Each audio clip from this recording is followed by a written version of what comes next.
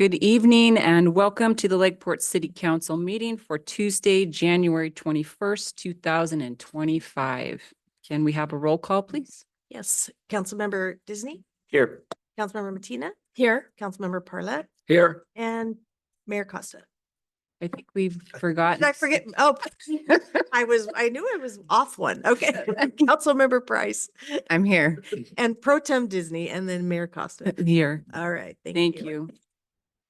And I would also like to note the presence of a number of community members in the room and welcome you.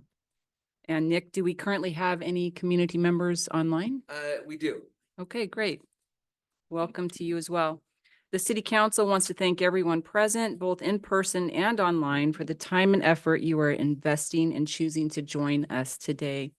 We truly appreciate the information, ideas, and feedback you provide, and we value your voice and involvement in City Council processes and decision-making. I'm reading this so that I don't get it wrong. I wrote it because this is how we really feel.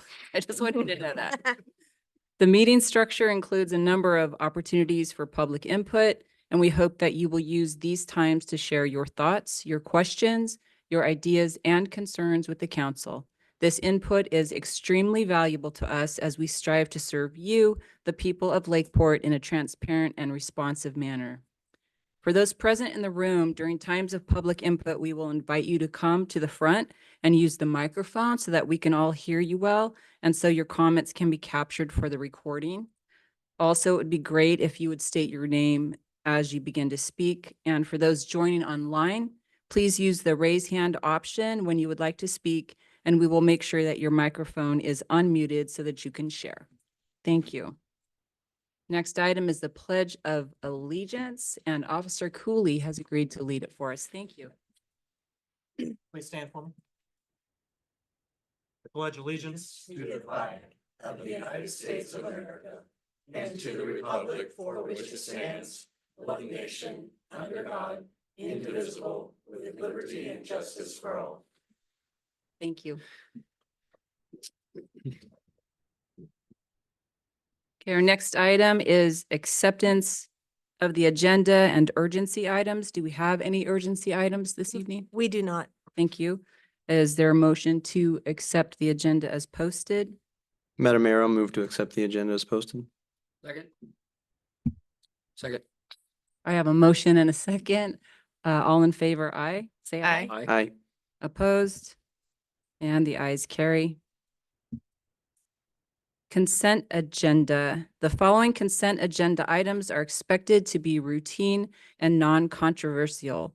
They will be acted upon by the council at one time without any discussion. However, any council member may request that any item be removed from the consent agenda for discussion under the regular agenda. Removed items will be considered following the consent calendar portion of this agenda. So I'm going to read out what those items are. We have A, ordinances.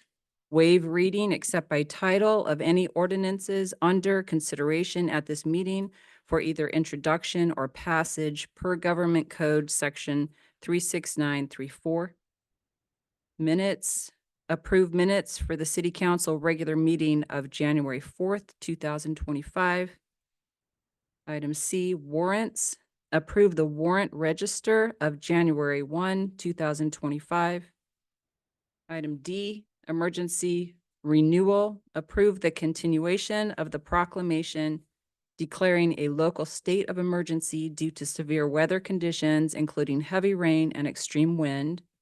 Item E, application 2025-003. Approve application 2025-003 with staff recommendations for the Clear Lake Open Fishing Tournament. And item F, application 2025-004.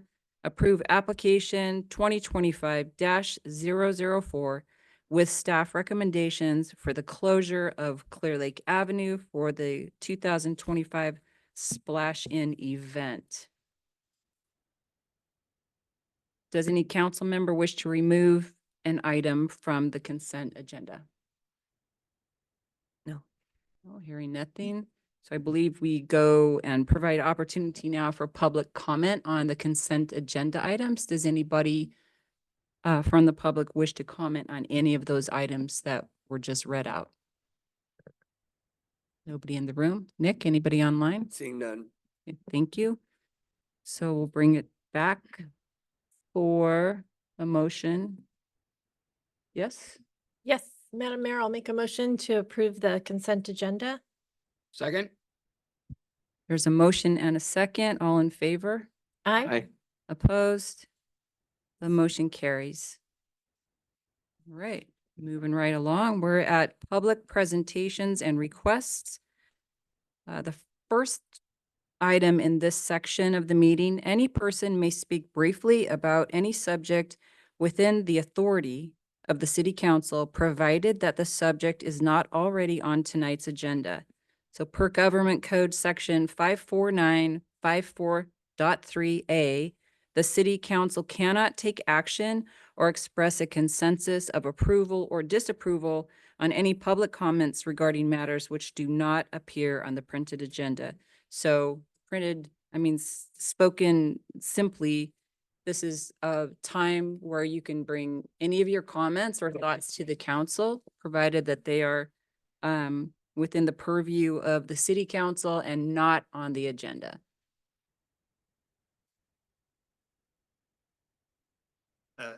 Good evening. My name is Carl Porter, and I'm very happy to give more details about what I'm talking about to anyone who wants to know more. At the last meeting, PG&E was described as a monopoly, but I believe that's not true because of power purchase agreements through solar companies. The Lakeport Unified Schools has solar panels provided by Tesla Corporation. It doesn't provide all of their electricity, but quite a bit. Also, Sunrun is the biggest company in the country. And there's another group of companies under Everbright. I'm using Complete Solar. So you can definitely save your business, save government expense, and also personal expense through solar. Okay. Thank you, Carl. Oh, it's called Power Purchase Agreement. That's what. Thank you. Is there anyone else in the room that would like to share a thought, an idea, a comment with the council?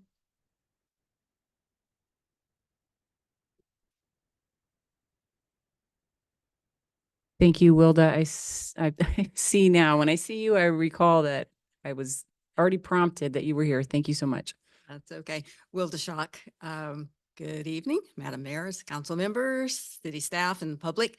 Just to let you know, we have new artwork in City Hall, and our partnership with the Lake County Arts Council makes it possible for us to be exhibiting the work of 3 artists who lived and painted in Lake County. We have the work of Jerome Seitz, Richard Sizer, and Carolyn Hawley. 2 of these artists are deceased, but we're very glad to be able to showcase their art. And the city is participating again with the Arts Council in the Art in Public Places program, which is a formal activity, and we're happy to be a part of that. We will also be participating in the second Saturday Art Walks, which will start up again in April through October. So it'll be fun to have the public come and see them, but we'll have these artists up for a while. And then we have a couple of other shows that look like they'll be coming in after a couple of months, and we'll keep rotating the artwork. So very glad to have that partnership, and thank you for the opportunity to make the public aware. They can come in anytime. City Hall is open, and then in April again, the second Saturday. So thank you. Thank you. It's so wonderful to have all that original art on the walls. Beautiful. Is there anyone else who would like to come and share?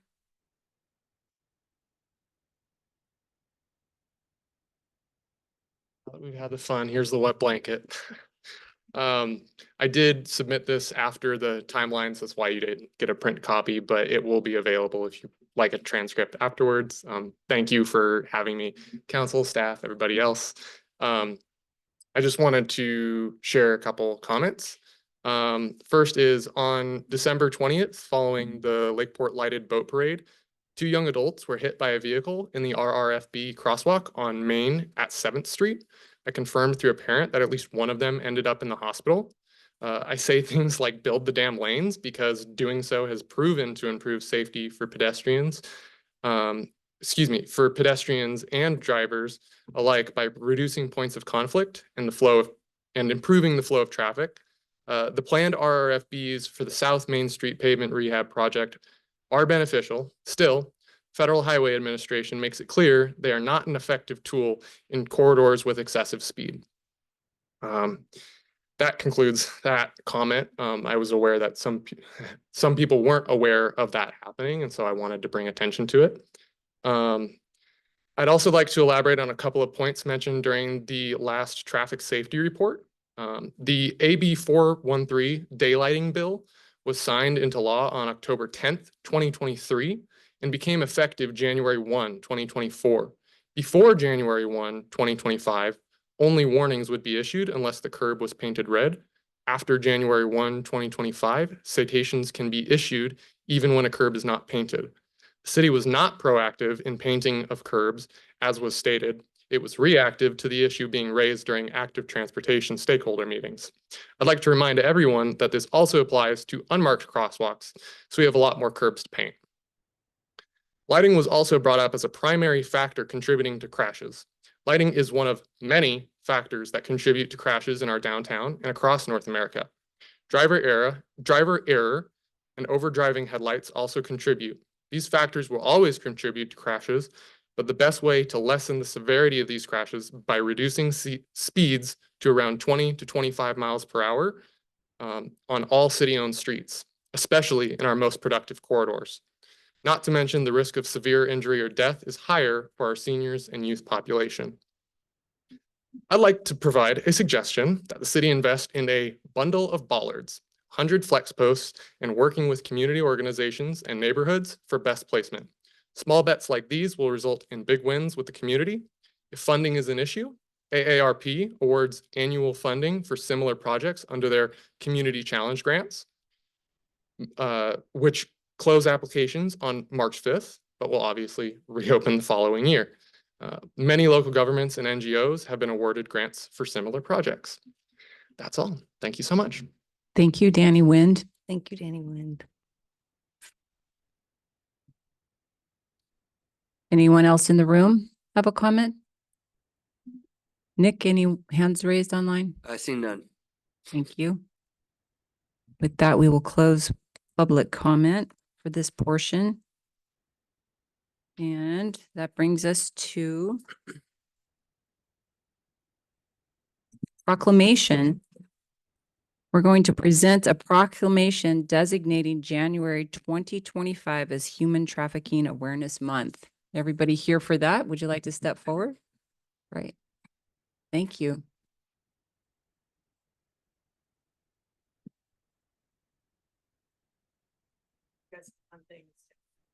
Goodies. Enough for you guys to. Would you like to introduce yourselves and then share and speak a bit on this issue? Hi, everyone. I'm Jessica Layton. I am the anti-human trafficking advocate with Lake Family Resource Center. I wrote you guys a little something. Good evening, everyone. Thank you for coming together today to mark the proclamation of Human Trafficking Awareness Month. This month is a time to reflect on the devastating effects of human trafficking and a reminder that human trafficking affects millions of people around the globe and right here in our own communities. It impacts people of all ages, genders, and backgrounds. Human trafficking is not just a statistic or a headline. It is modern-day slavery. It is people being exploited and robbed of their basic human rights, but we are not powerless against this injustice. Awareness leads to action. Each of us can make a difference in small but meaningful ways. By learning the signs of trafficking, supporting organizations that help survivors rebuild their lives, and being vigilant in our community and speaking up when something doesn't seem right. Over the last 5 years, we have helped over 100 survivors and provided more than 8,000 services. Together, we can be the voice for those who have been silenced and the hope for those waiting to be free. Thank you. Thank you. Is anyone else wanting to share? the star of the show. Okay, very good. Thank you. Good job. So I'm going to read this nicely worded proclamation. Good job. Proclamation designating the month of January 2025 as Human Trafficking Awareness Month in the city of Lakeport. Whereas human trafficking is a serious crime that affects people of all races, age, and gender, and whereas human trafficking is a borderless crime against individuals that violates the most basic human rights and deprives victims of human dignity and denies freedom to 32 million people around the world, and whereas human trafficking is the fastest growing criminal industry globally, and whereas California ranks first among the states in the number of potential reports of human trafficking, and whereas a serious form of human trafficking involves the exploitation of children and youth for commercial sex acts, it is imperative that our young people and their families learn how to recognize risks and resist predators who use coercion and threats to manipulate children and young adults into sex and labor trafficking. And whereas Lake Family Resource Center is instrumental in leading the way in the county of Lake in addressing human trafficking by providing 24-hour hotline services and continuing support, advocacy, and accompaniment to survivors.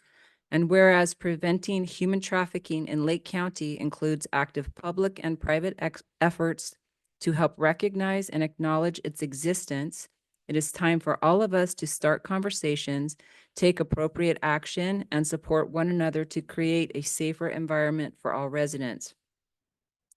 And whereas many organizations such as the District Attorney's Office, Sheriff's Office, Lakeport Police Department, Clear Lake Police Department, and Lake Family Resource Center are committed to ending human trafficking in Lake County and provide essential crisis intervention and prevention services to all members of our community.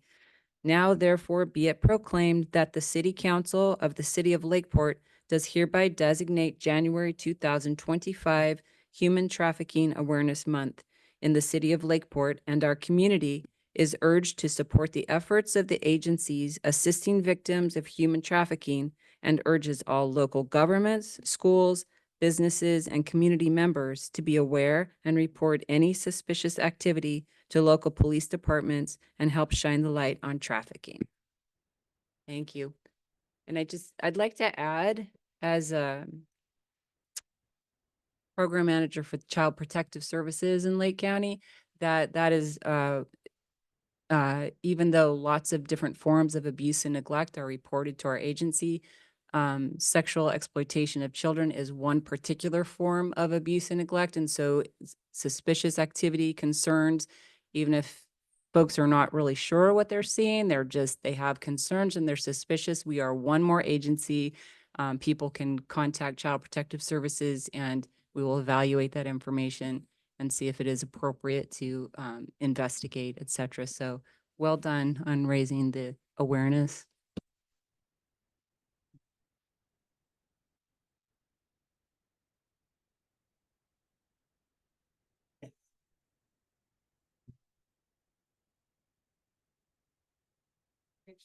Good job, Brad. Mm.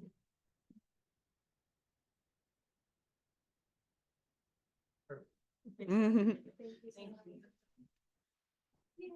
Have a good night. Thank you. Thanks.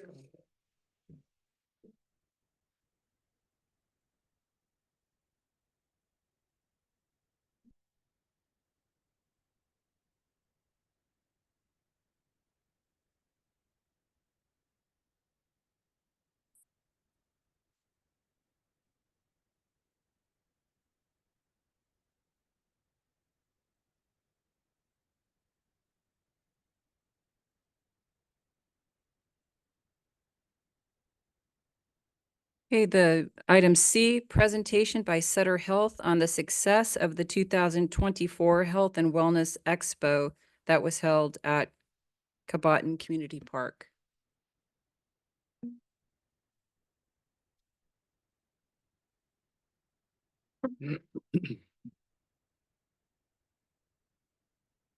Hello, how are you tonight?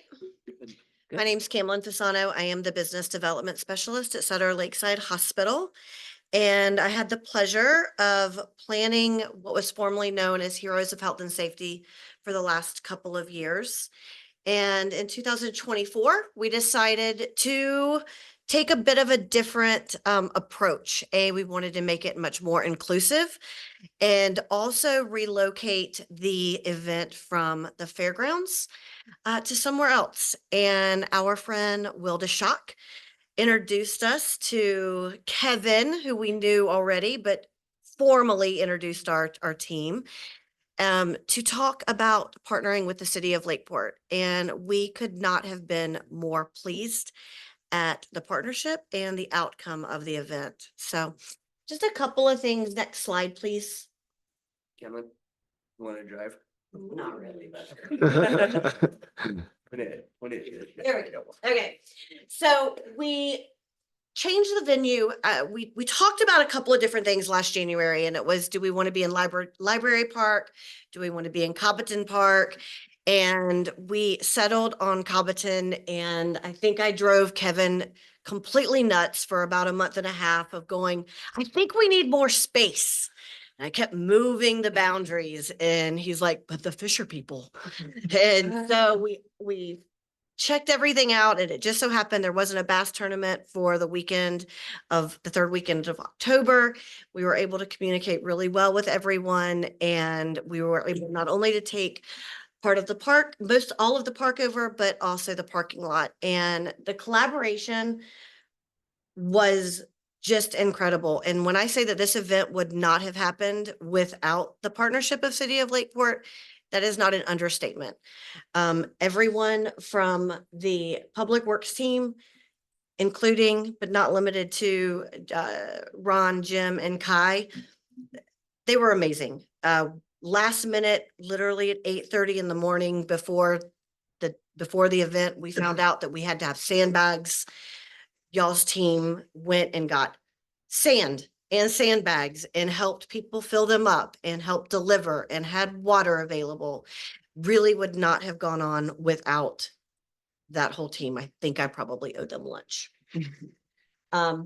We redesigned all of the materials. If anybody had seen Heroes of Health and Safety before, it was very cartoonish, and we wanted to bring in bright, lively colors, not just the typical blue and reds and whites that you see. And then we were able to have 12 different stakeholders who helped plan this event throughout not only the city, but the county as well. And then just some of the metrics that I found really impressive. We had 83 different organizations, whether they were safety, health, civic. We had several Rotary clubs. We had Elks Lodge. We had public health, Adventist. We had over 1,100 people check in through our welcome booths, 464 passports. So you received a passport when you checked in. They were returned. So people had to actually get those stamped and then take time to return them. So we were really happy. In years before, they had an average of about 200 returned.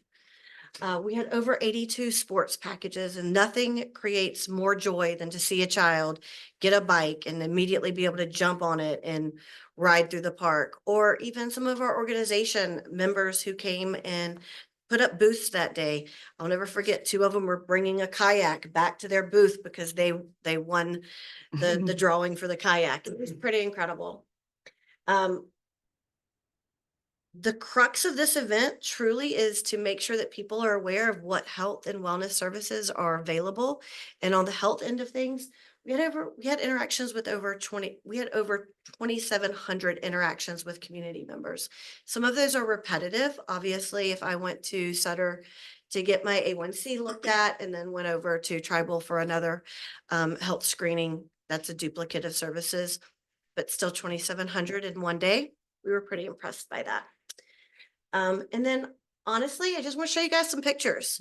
I had really hoped we hired a drone footage, and we have an amazing video of which with Sutter security, I couldn't manage to download anywhere, but that is a work in progress. So the Cobbiton Feather Dancers did an amazing demonstration. We had senior line dancers.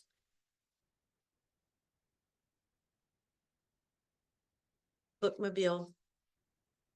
Little tykes walking around with face painting that was no charge.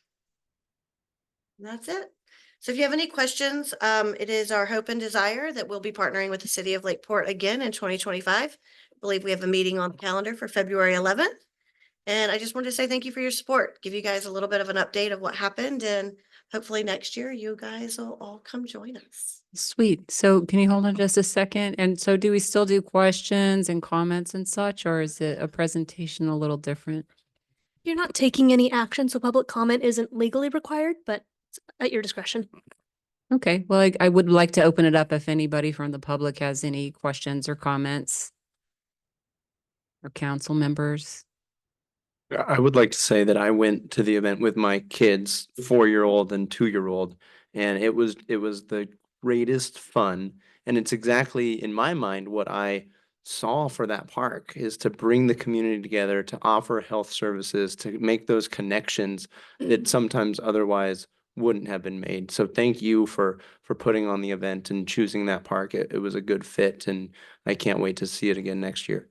It was our pleasure. It was happy, you Mhm. guys. We had, there was a previous venue that we used and it was great. But our CEO walked around this year and went, everybody seems so happy. It was electric. It really was. Yeah. So. Well, thanks for all your hard work with that. Wonderful. Good job.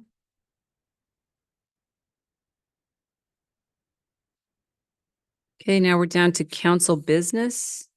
This is the police chief. Is this going to be you, Officer Cooley? Okay, great.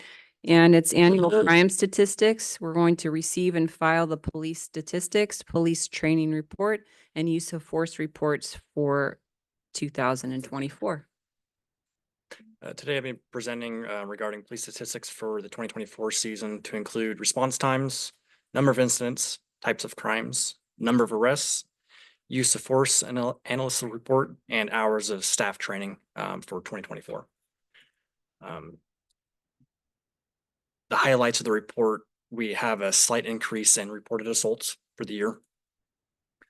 Our priority 2 and priority 3 response times have decreased and was discussed to a smaller degree that most recent city council candidates debate, which was recently discussed.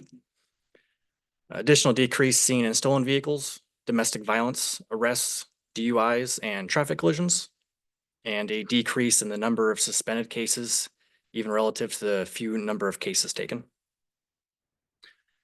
For the use of force, we have a number of force incidents that require reporting to the department, and that remains still 0. Nearly 50% increase in lesser uses of force. That includes the pointing of firearms or less lethal devices. All force applications were reviewed with oversight and found to be compliant with laws and policy, with training needs identified in smaller handfuls. This trend, coupled with a decrease or no increase in activity categorized as causes concern. The implementation of Proposition 36 has brought about needed collaboration between the law enforcement stakeholders so as to not adversely affect the current efficiency and effectiveness of the legal system, as application of the legal pieces that are incorporated into Prop 36 have that possibility. The best general practice remains applying it in a manner that consistent with this intent. Thank you. Do any council members have questions for Officer Cooley? No questions at this time. Any members of the public have a comment or a question? Anybody online, Nick? Seeing none. So I think I do, I think it looks like a good report. I'm wondering what goals then might have already been identified, and what does the police department need to be able to pursue those goals? Has that been identified yet? I'm sure we will be hearing as that becomes identified, but is there any heads up on that? Currently, right now, or needs. Could you try to speak more into the mic, just so the public and everybody online can hear you? Currently, our needs are stable. We haven't identified anything specifically that we need, but as time progresses, we'll reevaluate annually to identify if there's any needs, but currently right now, the needs are met. Very good. Thank you.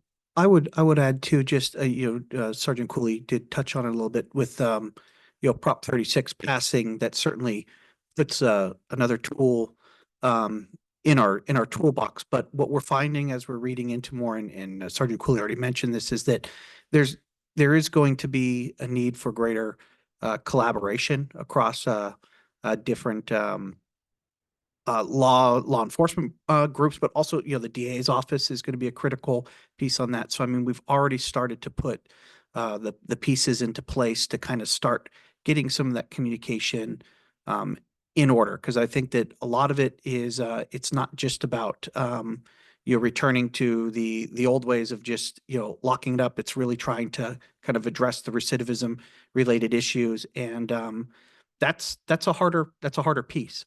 We're glad for the tools that Prop 36 is providing in there, but it is going to, it is raising the level of need for greater communication, which we already have. But I mean, I think it just kind of re-emphasizes it, that there's going to need to be a greater partnership. And Chief Stobie and I have already, spoken about, kind of what are the best, kind of, ways forward into doing that. Because I think that's going to be a key to making sure that those pieces work, and actually seeing, some of the reduced crime coming out of that, where, and I think that's going to also fall, a little bit on the public too. I know we've had, other meetings where we've heard over and over again that people are kind of disincentivized from calling because they feel like nothing happens. You got a shoplifter in your shop and there's nothing we can do.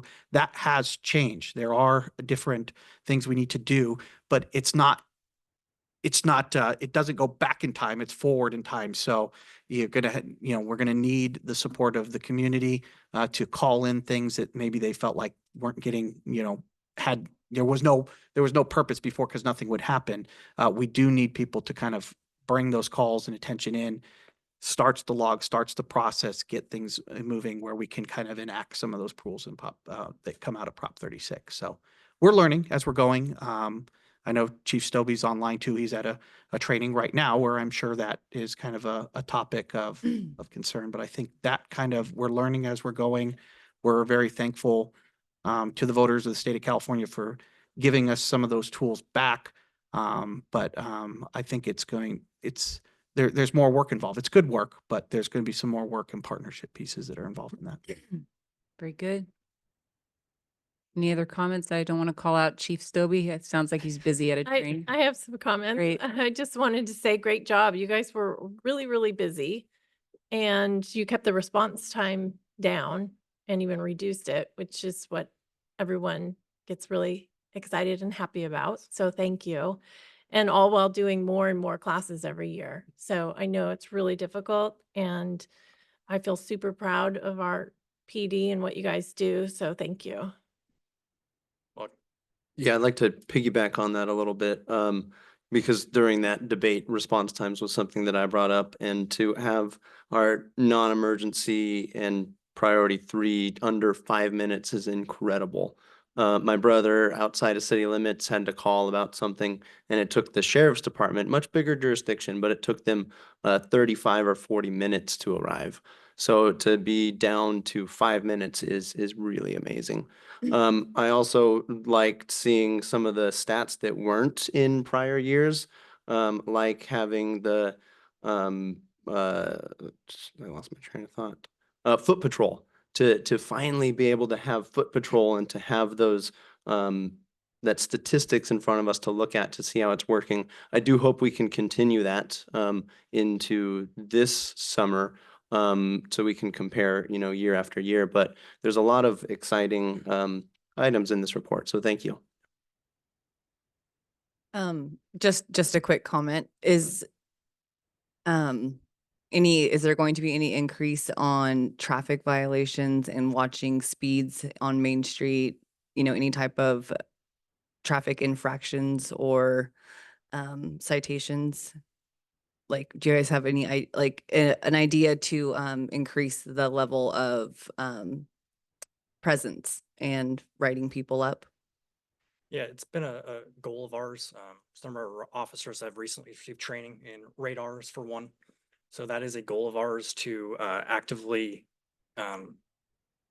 patrol downtown areas, the school areas, people with highly populated areas, and that is a goal of ours to actively contact people and either issue warnings or citations when needed. Okay, so as far as a goal, it's just something that you want to do, or that it's going to be implemented, and it's on the list. I didn't really understand the response. They're already doing it. Well, For one, yeah. I was just curious about the increase. We hear a lot of concern about the speeds on Main Street and pedestrians, and I was just curious if that is something that is on your radar. That's all I was saying. And I know you guys do a good job. That's all I was saying.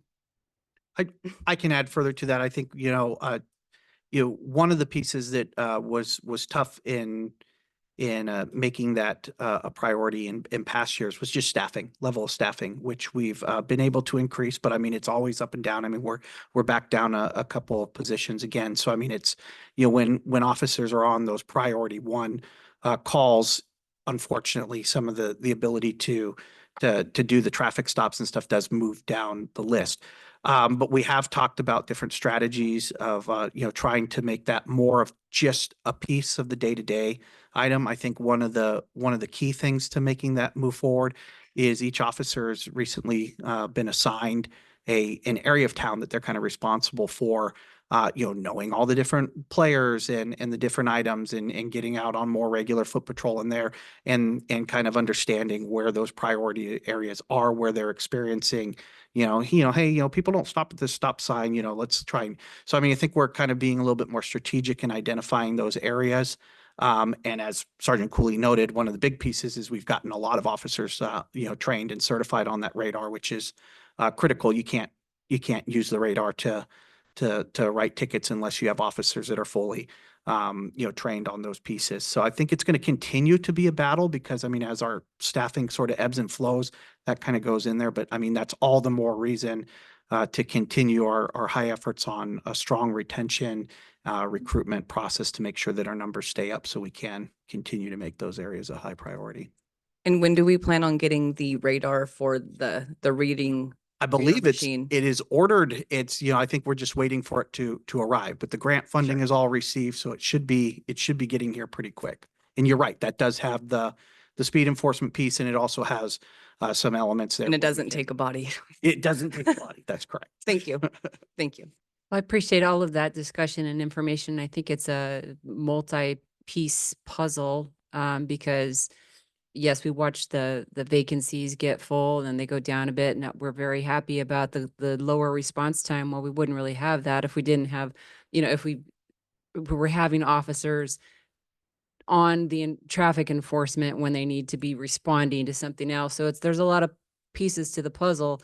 Plus, as say Danny Wynn was talking about some of the things that he gave examples of things that could be done that in our city that maybe help to reduce some of the traffic challenges. It doesn't all land on the laps of law enforcement, I think is what I'm trying to get at. That's just one piece of the puzzle and the best way to equip law enforcement to do that and having reasonable expectations, but also continuing to look at how we can sort of attack the problems in a different way. So it's going to take a while. These things always, we have to have a lot of patience, but perseverance, not just sitting on it, making sure we're taking effort. So thank you to all of the police department. Well done. I think speak for us all when we express our pride in what you do. So I think we have a motion to make here.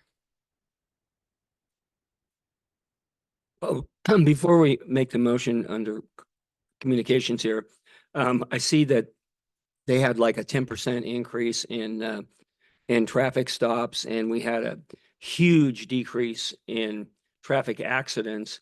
And in conversations I had with the chief, I talked to him briefly about citations, and he thought in a small town America that, and you mentioned it, Officer Cooley, that warnings might be a good way to go in small town America rather than hitting up for citations. But looking at the statistics, looks like the way you're going, even without radar, looks like you're very much going in the right direction.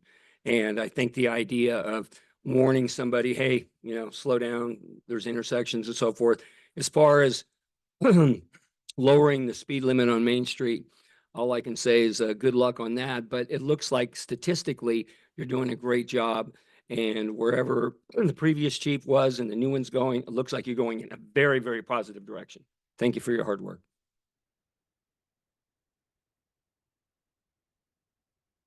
And if there's nothing further, I move to receive and file the police statistics, police training report, and use of force reports for year 2024. Second that. There's a motion and a second. All in favor? Aye. Opposed? And the motion carries. We never heard from Chief. That's good. Busy. Very busy. He got away with it. There was nothing really else I could add. Everybody really hit on the pieces that were most important and kind of prevalent. One thing I would like to add is that we are assigning a supervisor to focus on pedestrian safety. So we likely will be doing some added pedestrian safety enforcement, probably some crosswalk stings and things like that. So the only other thing I could add. Thanks, Chief. Thanks, Chief.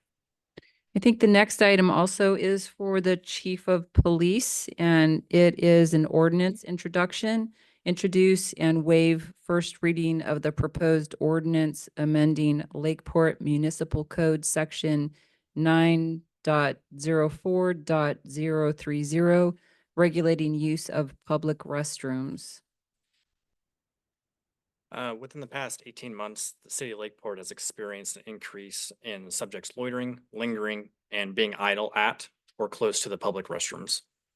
Additionally, during that time, the city has also experienced an increase in the number of people encountered while sitting or lying on the floors inside the public restrooms. Not only has this resulted in calls for service to the police department for public safety concerns for itself and others, the Lakeport Police Department officers in their regular patrol activities have also observed and encountered people being idle near and within the public restrooms and blocking entrances and exits to the same. At times, the police department has been summoned to contact those individuals due to aggressive behavior or loitering behaviors at entrances and exits to the public restrooms. Individual concerns that are perceived to be opposite gender or to the restrooms they are blocking. The current City of Lakeport Municipal Code lacks an enforcement section to regulate the described conduct, which significantly limits the police department's ability to properly provide for the safety. Additionally, current state laws related to similar conduct are other enforceable when sexual gratification components can be established, which further prevents the provision of effective public safety services. This ordinance provides officers with the ability to request loitering individuals to leave the area while making it unlawful to return within 72 hours. And exempt to this conduct when it results to a bona fide medical emergency. This ordinance will allow sworn police officers to return public restroom space to its intended use and by the community. The purpose of this is an attempt to make a guideline of 15 feet from the entrance of the bathrooms, public restrooms, to prevent people from loitering and standing in the way so the bathrooms can be intended for the purpose.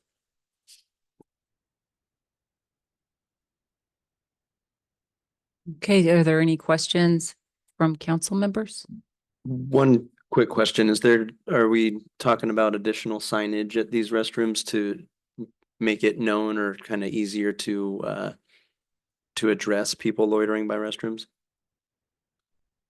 I don't think that was a consideration at this time, but I mean, if necessary, if it, continues to be a problem, even with the enforcement of this, then that may be something that can be considered. I was just thinking about some kind of notice now, assuming this goes into effect. So we're not taking up police staff time to patrol restrooms. That was it. Any other questions from council? Any comments or questions from anyone in the public?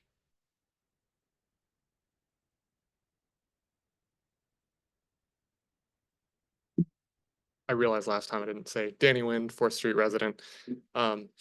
forgive me if I'm a little stuttery with this. It's a difficult thing to talk about sometimes. I did also provide this with public comment online, so for the minutes, it'll be available. But I just want to read what I've written here. I was initially excited to see this item on the agenda and quickly disappointed upon reviewing the packet. If you want to arrest our neighbors experiencing homelessness, the courts will support you. I'm not surprised to see this kind of legislation come forth, as many other jurisdictions have followed suit. On to the bigger issue I'd like to address. I would like to ask the council to further amend and reduce 9.04030 Section B specifically, simply to no person shall use facilities for purposes other than those intended. This law was put into place following the Stonewall riots and mirrors other legislation aimed at using de jure, typo, discrimination and selective enforcement against our queer and gender nonconforming neighbors. I'd like to remind everyone that in the state of California, it is possible to receive an X indicator under sex on state IDs. There are intersex, transgender, and non-binary individuals who work for the County of Lake. There may be some who currently work within the city of Lakeport.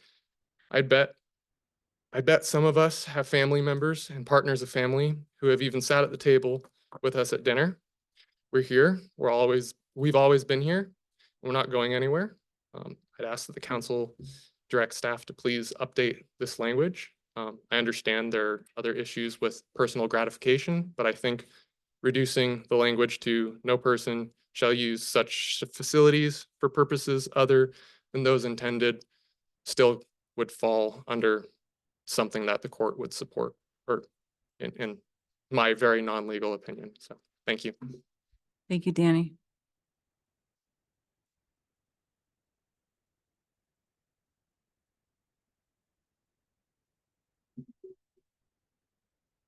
Good evening, council, members of the public. My name is Todd Freitas. I'm the president of the Lakeport Peace Officers Association. My comments are going to be geared towards what's put forth in the packet, specifically sections C and D. Mr. Wind has some interesting points about the B section, but I won't be going over that section in particular. The Lakeport Police Department's mission includes making a place that's where people can live, work, and visit the city of Lakeport and use our services. This potential law is in line with the best practice as outlined by Grant's past decision with Johnson. It addresses some of the issues that Boise and the circuit court talked about. I respectfully disagree with you, Mr. Wind. I don't think this is a ordinance targeted at necessarily our people who are homeless or houseless. Also, there's no penalty provision upon that first issuance of there. Essentially, it's a warning. It's a toolbox for us as a police officer to say, hey, look, you're clearly loitering in the discretion of me as a police officer. You basically are on adult timeout and you lost your privileges to the park for the next 72 hours. I'm not saying you can't use any of the other 3 parks that are at the city of Lakeport. There's other alternatives. And I think it's a very viable option. Should they choose to make the overt action of returning, then we have another option of trespass with the new Grants Pass decision to address this issue. I think it's a very fair and balanced approach. It's not about incarcerating people. It's about making our parks and playgrounds a safe place for people to come, like we said, live, work, and visit our fair town. Also to point out the signage issue, I will say there are the signs of no fishing at all of our boat ramps. And when I'm working patrol, I usually talk to about 13 people a day about that. So the signs don't always address things, unfortunately. It's true. Even with the posting there. So, that's why we do good governance and have these public meetings to make it available to people. And I'm going to hazard a guess that our sergeants and our command staff is probably going to have an educational approach when we first get this ordinance, should you so choose to enact it. Thank you.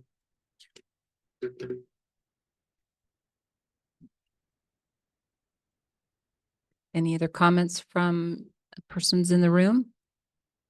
Online, Nick, do we have any hands raised? None online. Thank you. We'll bring it back to council for discussion, comment.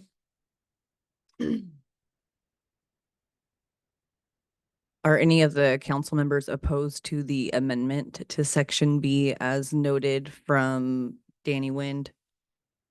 I would think that would be something that would require further time to sort of suss out, think through, really, if it were going to be something that might be changed. It significantly changes something. So there are, that language would, it would seem to me, if I understood it correctly, allow any gender of any designation to go into any bathroom. And I think that I understand the value behind presenting that as an option. I think there are other folks in the community who that is a specific thing they might feel uncomfortable with. So you have a community full of members who have different points of view on that. And I wouldn't want to make that kind of a change without having opportunity for the community to come and give input and really think it through.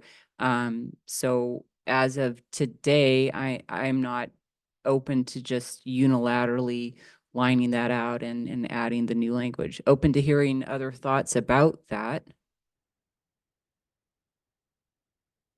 I mean, I would agree with your comments, Madam Mayor. I think that although it's not something I'm opposed to, I think we can bring this back at a future date after doing more research, looking at the legality of it, and seeing it written out before us for a possible passage. But that's just not at, you know, the public notice for this meeting, nor is it written in front of us tonight. Sure. Yeah, I was just passing it around to you guys. Yeah, that's So, yeah. just my thoughts. Okay. Any other council? Madam Mayor, I have a question. So it seems to me, I mean, maybe historically, months ago, there were unisex bathrooms. Has that gone away? Or are they all denoted either male or female? Because I thought that in some places it, you know, has like both a man and a woman up there, which means anybody who uses it for the purposes intended, it isn't a problem. But did we change that at some time? Or were they always male and female? Kevin or whoever would know that. I thought originally it was something that was kind of unilateral. The new restrooms we installed at the park at First, Third, and Fifth Street that have a facility on each side, have no gender designation on them. The main bathrooms at the park here, just across from City Hall, are designated male and female. Also, the new concession restroom building at Botten Park are gender designated. That's exactly what I thought. So there's several of them there that I saw, that the newer ones that were always unisex or whatever you want to call it. I don't know what the proper term is. So that would never have been a problem there and doesn't need to be changed because anyone who needs to use it for the purposes intended could go in there without a problem. And it's only a short walk. So thank you, Ron. Let me just make sure I understand that. So we do have some restrooms available. Three new ones, I think. I can add a little bit of context to this discussion. I don't know the name of the state law, but there was a law passed within the last year or two that does mandate that if you do own a business and you have a single user restroom, that it has to be available for unisex for both, for everybody. So if it is just single user restroom, then it needs to be available for unisex. And we have some in the parks that we're talking about in these spaces. I think Ron was going to chime in on that. No, Joey covered it. Mhm. So I guess the question is, are we ready to go forward as proposed here, understanding, and it is an important issue for, I think that also it's sometimes more comfortable for families to use a unisex bathroom, et cetera. I think there's a lot of good use for that. And hopefully it does serve the purpose that that Mr. Nguyen was pointing out. Hopefully it's a help in that direction. So if we're ready to move forward with the motions on, oh, wait, I haven't opened it up for, yes, I did. We did a public hearing. We're back to discussion. So if we're ready to make a motion to move forward with it as proposed, or is there another option people want to put forward, council? I'll make a motion, Madam Mayor. I'll move to introduce and waive first reading of the proposed ordinance amending Lakeport Municipal Code Section 9.04.030, regulating the use of public restrooms. Second.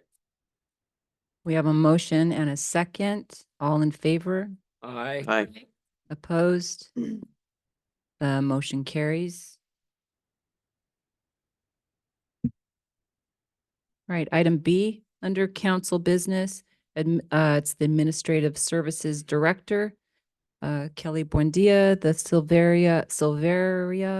Silvera Community Center Update and Interim Plan. Authorize approval of the Administrative Policy City Council Member Discretionary Fee Waivers for community center use. Sorry, that's a mouthful. We wanted to come to the city council this evening to provide an update on the Silvera Community Center, including the current status, the challenges, the proposed interim use plans. We wanted to also talk about ongoing efforts to balance accessibility and sustainability. And we are navigating through infrastructure and operational limitations. And so hoping to get some guidance tonight from the city council on the short-term plan for the functionality and operations of the community center. Just to recap, in 2019, the building was donated by the Bank of America. There were some initial improvements, including just some general maintenance, Wi-Fi installation, put down some new carpeting, removed some of the bank furniture, I guess. And the solar array was put out in the parking lot to help. That was supposed to be over here at the city, but it was moved over there to help offset some of the costs. So then we had like a grand opening, and then right after that, COVID hit. And so we weren't really allowing functions, indoor functions. Nobody was allowed to do anything much. So the operations out of the community center quickly turned over to, as being like emergency services. I think we had testing done there, possibly vaccinations. I don't recall at the moment. Then once COVID started calming down and things were opening up more, we went to start using the community center, and the HVAC broke on us. And so that was quite an expensive fix. And due to COVID, we had a lot of backlog and logistics issues, I guess, with some of the equipment. I don't recall the specific, but some of the electrical equipment needed to repair the HVAC was placed on a very long back order. So in addition to, having to get grants and go through the grant process and the bidding process and all of those things, we had this back order on some of the parts. Also, neglected to mention that during that time, in there of the 2020 time period, we did get a grant to assist with the construction of a commercial kitchen, upgrade to a commercial kitchen. So that also enhanced the overall usability of the building.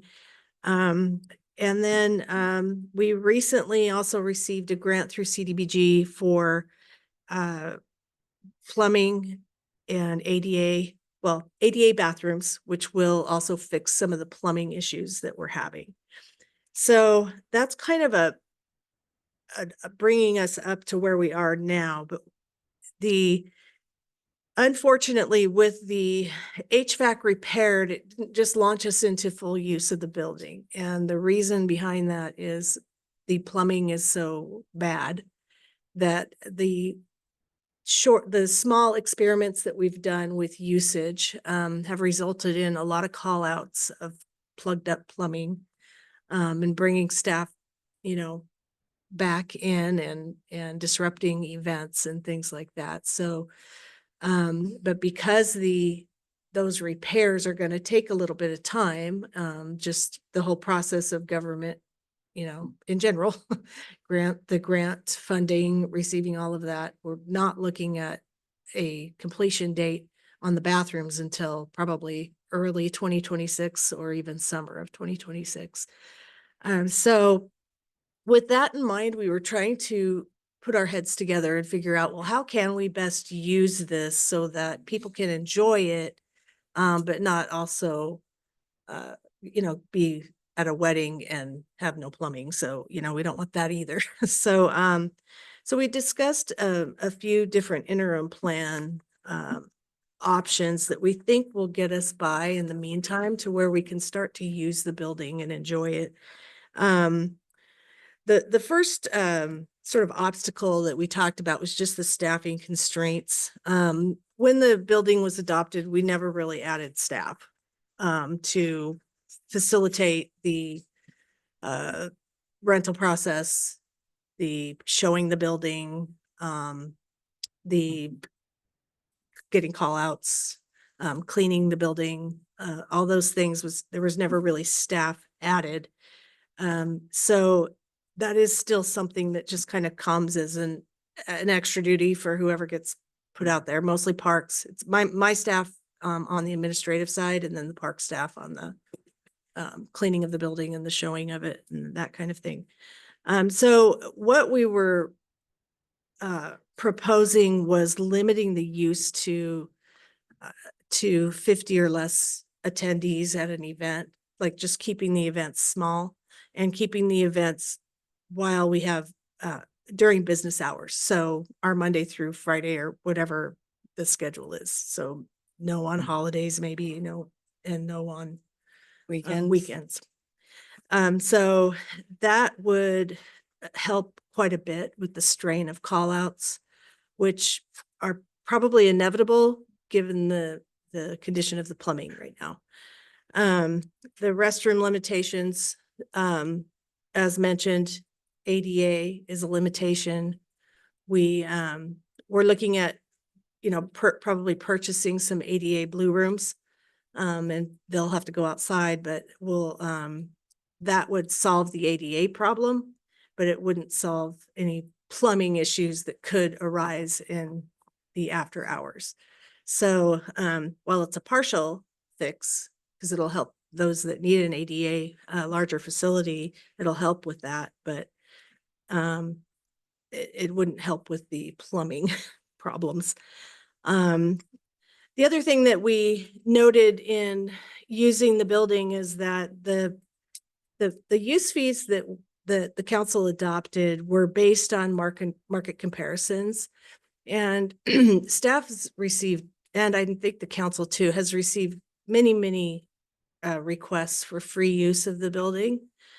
And so Kevin basically came up with this idea to have a discretionary fee waiver program for council members, so that if there are things that are really important to the council, there could be a fee waiver for some of these events that are, like Toys for Tots or Sober Grad, or, some of these things, although both of those are on the weekend. So I don't think that would work out right now anyway, but so there is a policy attached to the staff report that gives the individual council members a process by which they could waive fees for those sort of events deemed worthy and community beneficial. So the ask tonight is just for some guidance from the city council on these ideas. And if the council is in favor of the policy that's attached, approval of the policy, I'm just really touching on this, and all the staff involved here are happy to answer questions from Kevin, Ron, myself regarding the current operations and these proposed plans. And I think I've covered it if there are any questions. Thank you, Kelly. Do council members have any questions? I would like to hold my questions until after the public speaks. After, public comment on the topic. No specific questions. Are there any questions or comments from members of the public?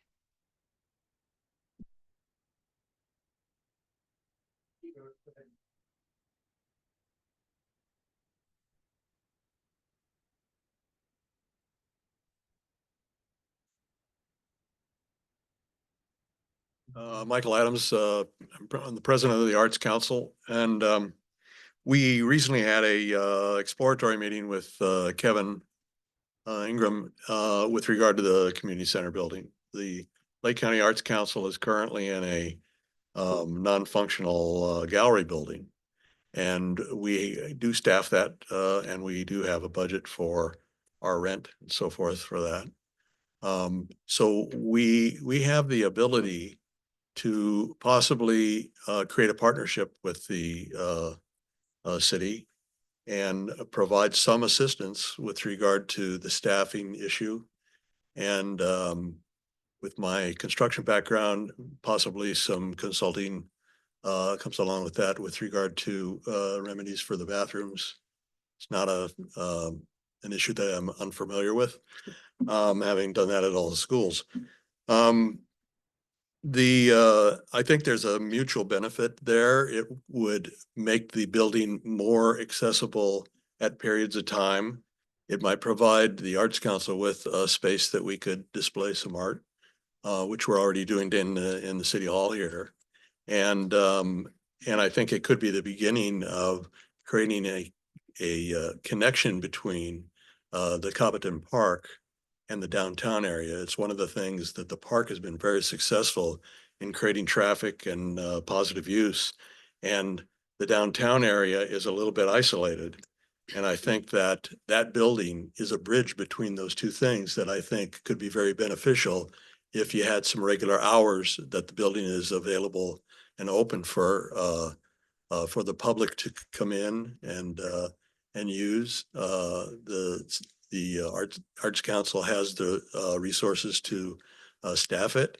And I think it would be something worth exploring. We'd had a preliminary discussion with Kevin, and we're glad to continue that discussion to see if there is some area that we could work together on making that a building for the community, as we have with the Soper East Theater and other things in the community. So I'd be glad to answer any questions with regard to that.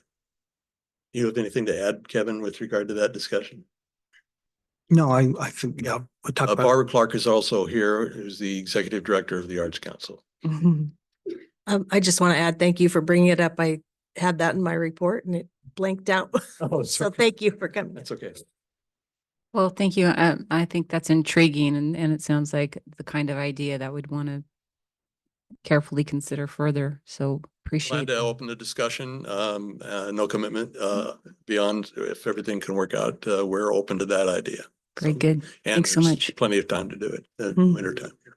Thank you. Madam Mayor, can I ask my question? So with the fee waiver thing with the monetary amount that each council member is entitled to, would that be something that could be congruent with your existing there, or would that, like nix the whole thing, or how do you feel about that?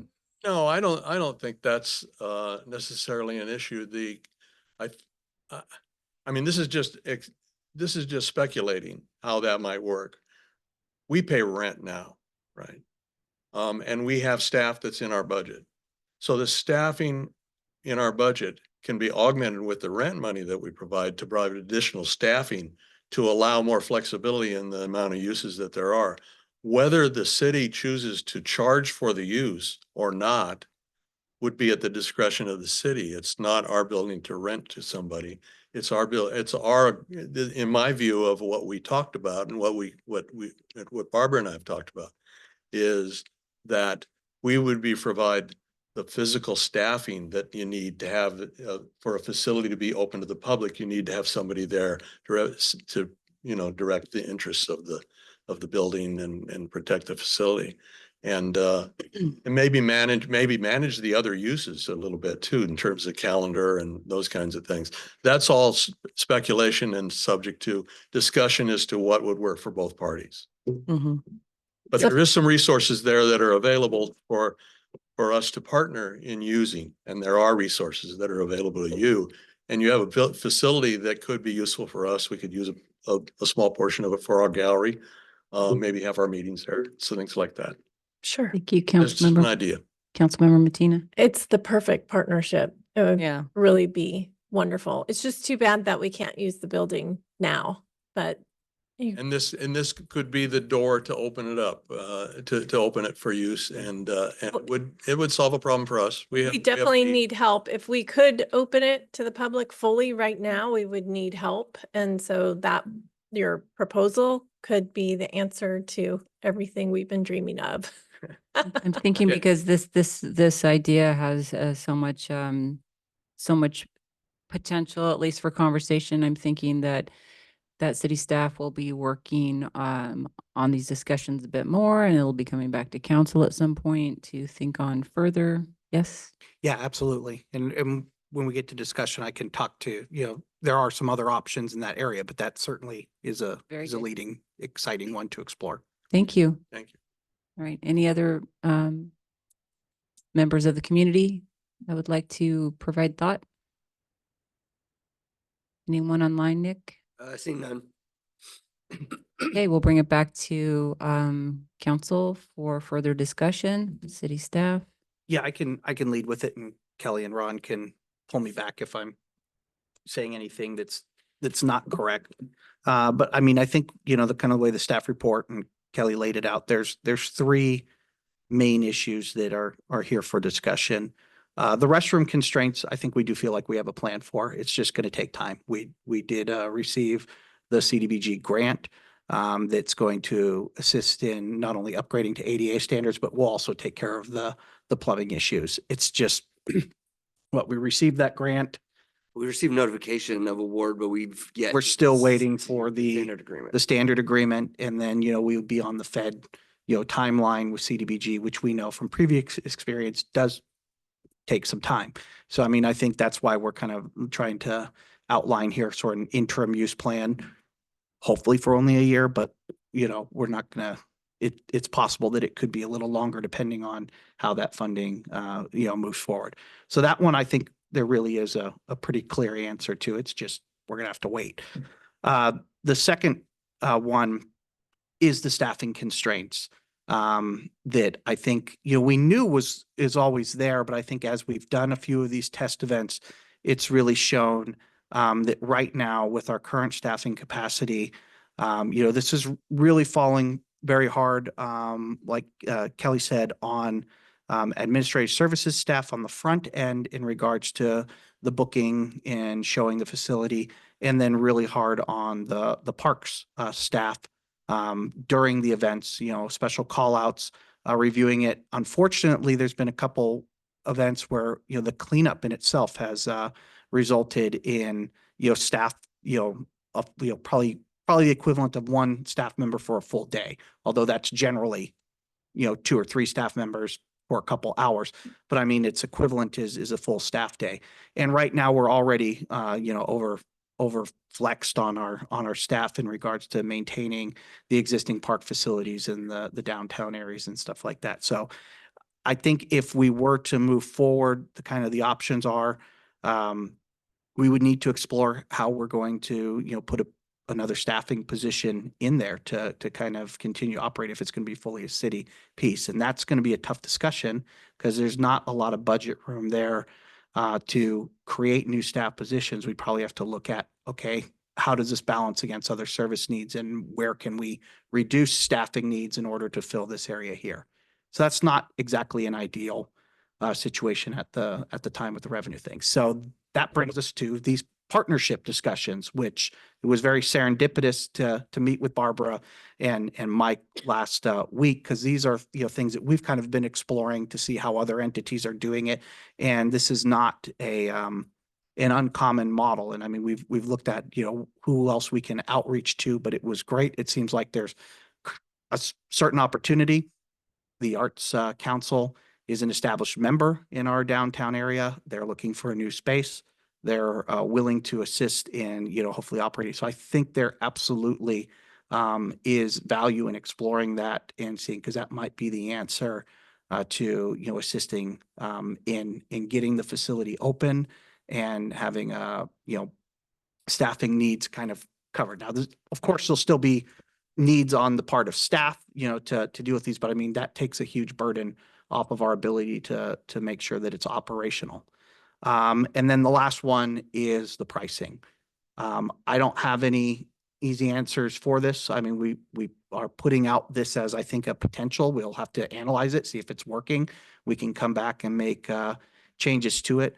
We get a lot of interest in the use of the community center, and then it's always followed up with, you know, is there a way that we can waive the fees? Every single discussion, every single one.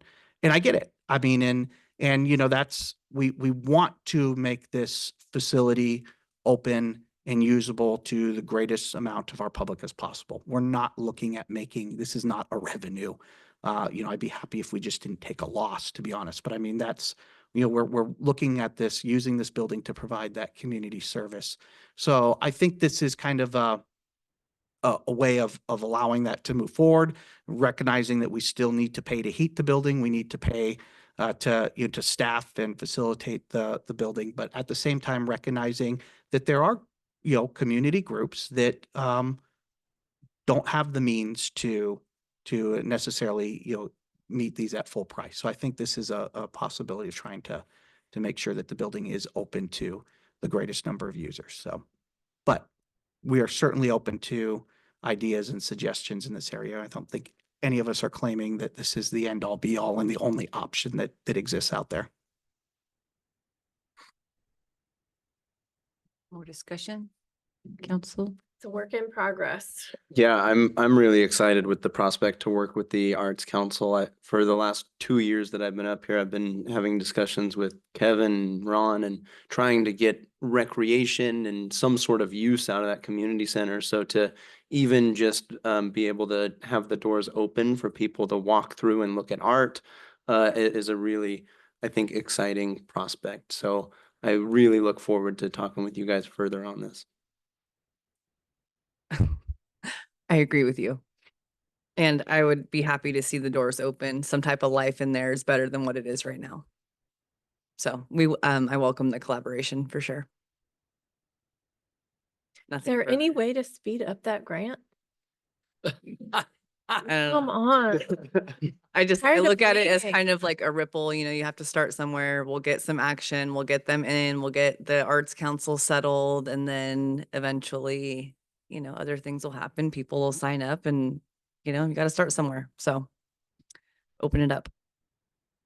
Well, Oh, go ahead. No. As far as the restrooms go, probably Kevin, we're looking at temporary portable ones. Is there some sort of agreement for pumping those, or how would that work long term? Because like Councilmember Matina pointed out, a grant isn't coming anytime soon. So do we have a bigger picture for that? I mean, I think we would be taking on the cost of, you know, probably, you know, for the period of time that we're looking at, I think we're looking at purchasing rather than renting them and then entering into, you know, an agreement, you know, to make sure that they remain serviced. Okay. And also, I also want to remind, or just know that we have the restrooms at the park that are close by, you know, case of emergency. So I agree, it's a work in progress. I mean, at some point, there was no building and then there was a building and now the building needs this and that, and it's got some of it and needs more of it. And so, you know, we just keep our eye on that. I think it's all very hopeful and I love the creative thought. I mean, the Arts Council thing sounds very good, just to keep our thoughts open, you know, like that. What else could be put in? It's pretty exciting. And I guess I have to say, I will say, I don't have to, but I will. It's refreshing. Housing, maybe we don't have the opportunity to build our infrastructure the way that we want it before we are mandated by the state to say yes to something that comes into our city. And we wish the roads were different and we wish this could happen. But here we have the opportunity to say we cannot just open up the community center, you know, broad based. We're able to identify this is how little we can manage. This is how much we can manage. This is the way we can manage it. And I just really like that local control. And it's only a community center, but what the heck? I'm glad we get to make those decisions for ourselves. So I think it was a well thought out plan. And, you know, we just recognize it's the interim because we're going somewhere even better.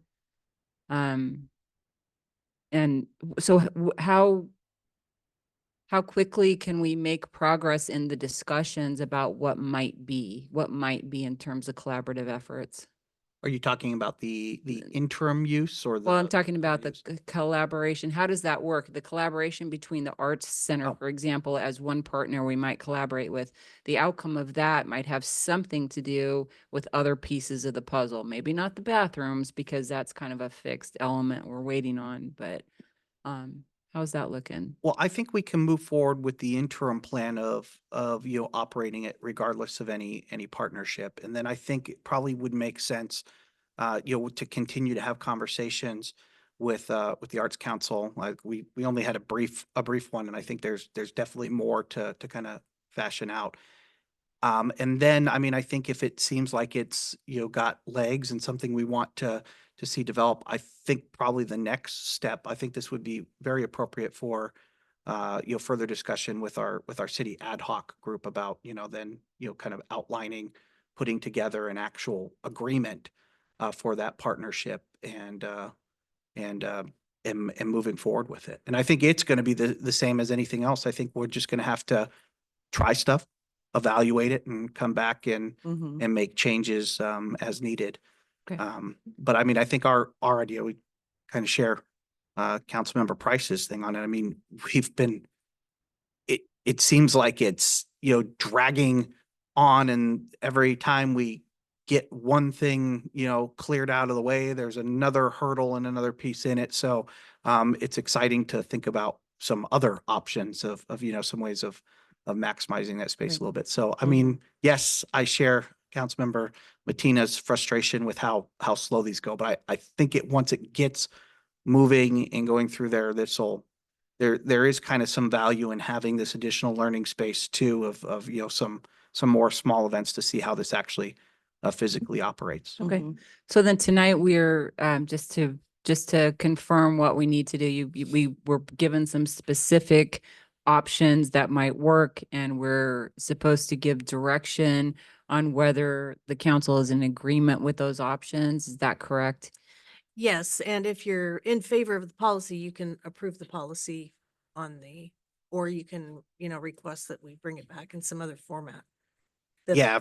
The Yeah, so I mean, I waiver, think we the could part- kind of almost divide it out into three pieces. One is, and there's, you know, is there sort of consensus on what we've outlined as the operations plan for this interim use? The second one would be, which I think I've already got the direction there, to continue to explore the potential partnership with, you know, groups like the Arts Council on potential uses. And then the third one is the one that would physically take a motion, would be whether or not you want to adopt the policy to allow these discretionary fee waivers.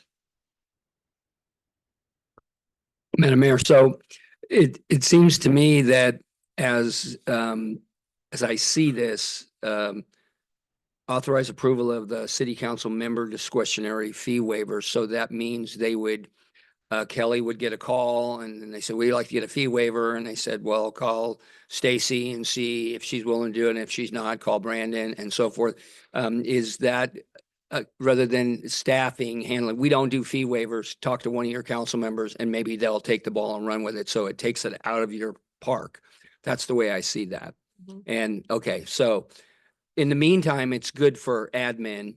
And if there's no one getting fee waivers, it's good for public works. And so there's no staffing going on for that because they don't have to clean anything because they didn't get a waiver. So they didn't get to go in unless they paid the fees, right? So this is all set up. So we give them the fee waiver and then public works might have to go there and do all their cleanup anyway. So we're just talking about taking the load off of admin and dumping it onto the council members individually. If they want to get a fee waiver, they call us. But you raise a good point. How do they know to do that, right? How will people know? Because Kelly's going to tell them. So it takes And most give 'em of Kenny's cell phone number.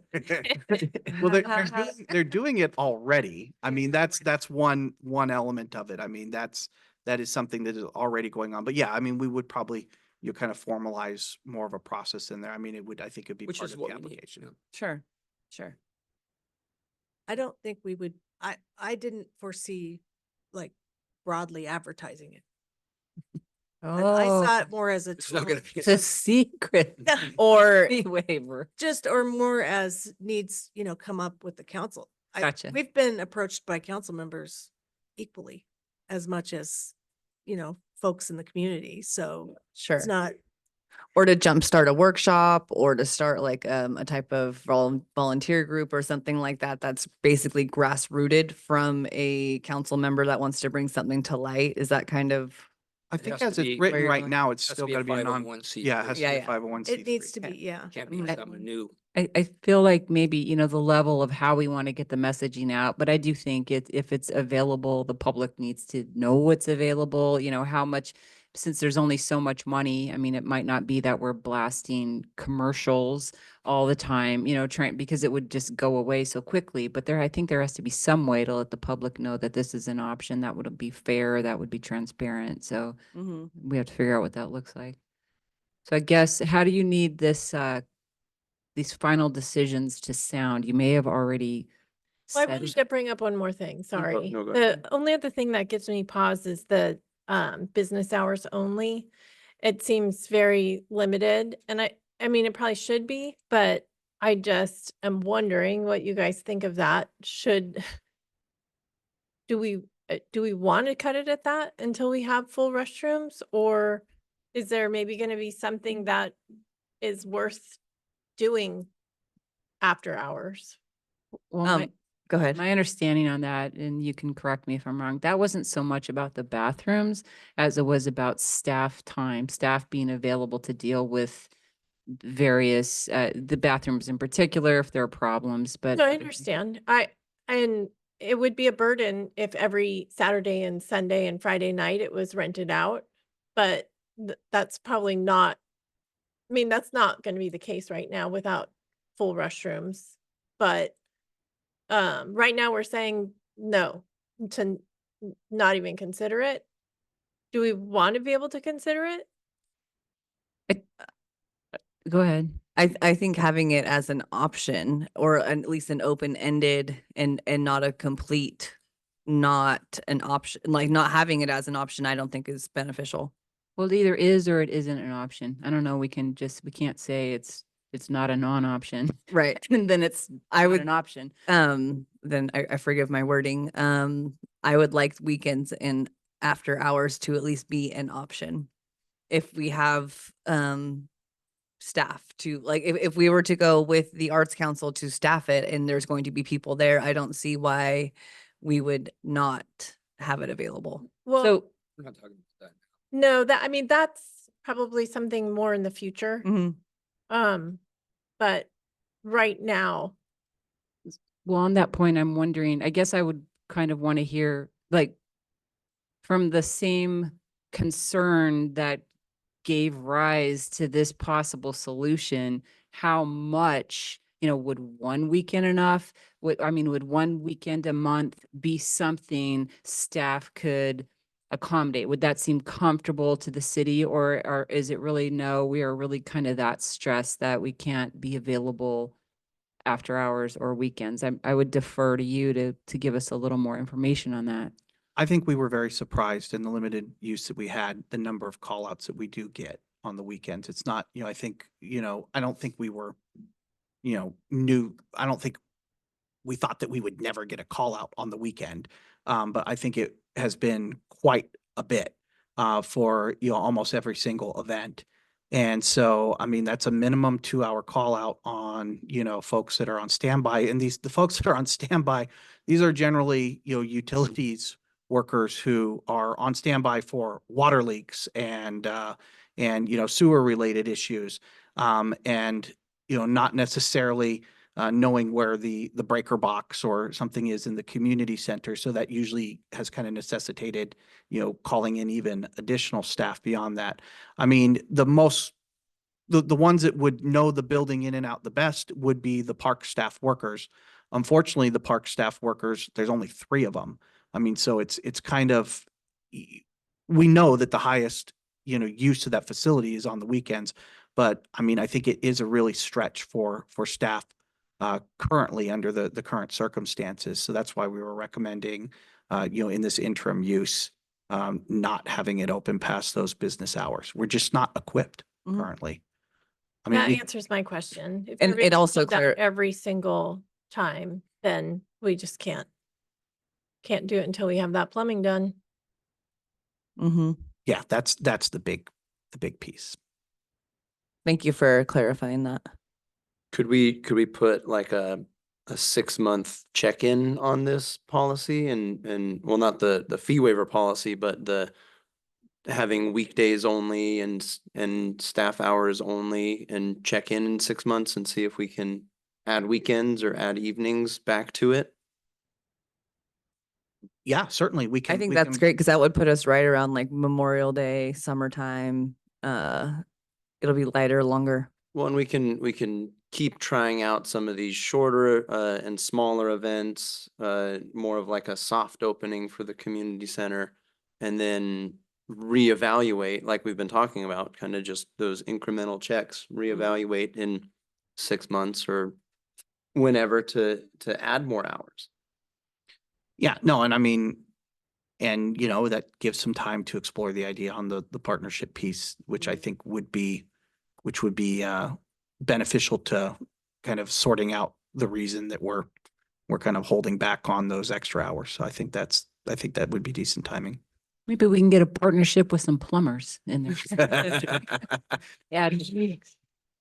Okay, so are we saying that, is it just, we all agree that to the, I'll go ahead and make a motion. Thank Move to you. authorize the approval of the administrative policy, city council member discretionary fee waivers for community center use.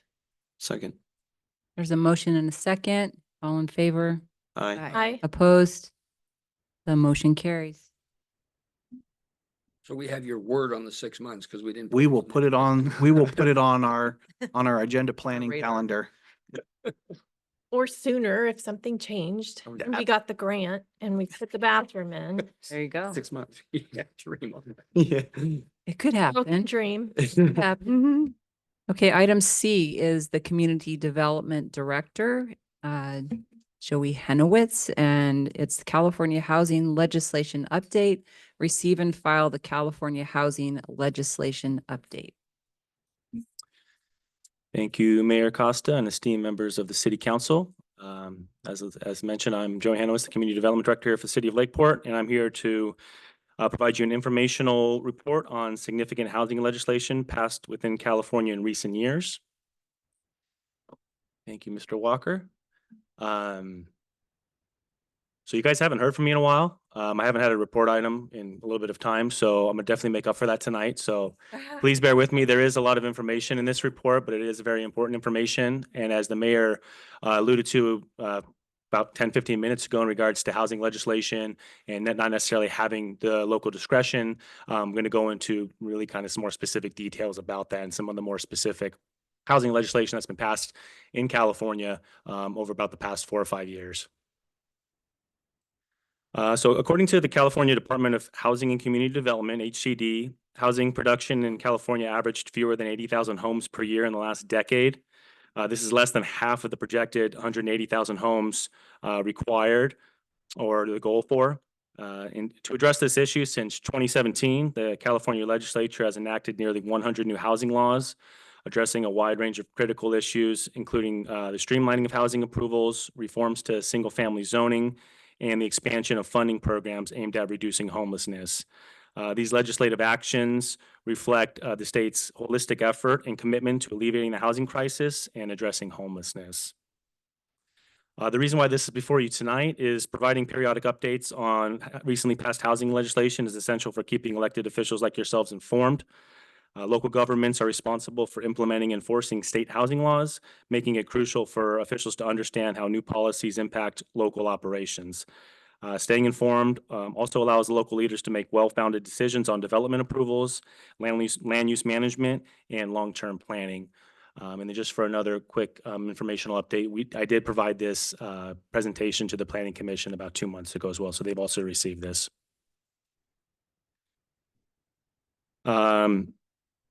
So in recent years, California has enacted a substantial body of housing-related legislation aimed at addressing the state's persistent housing crisis.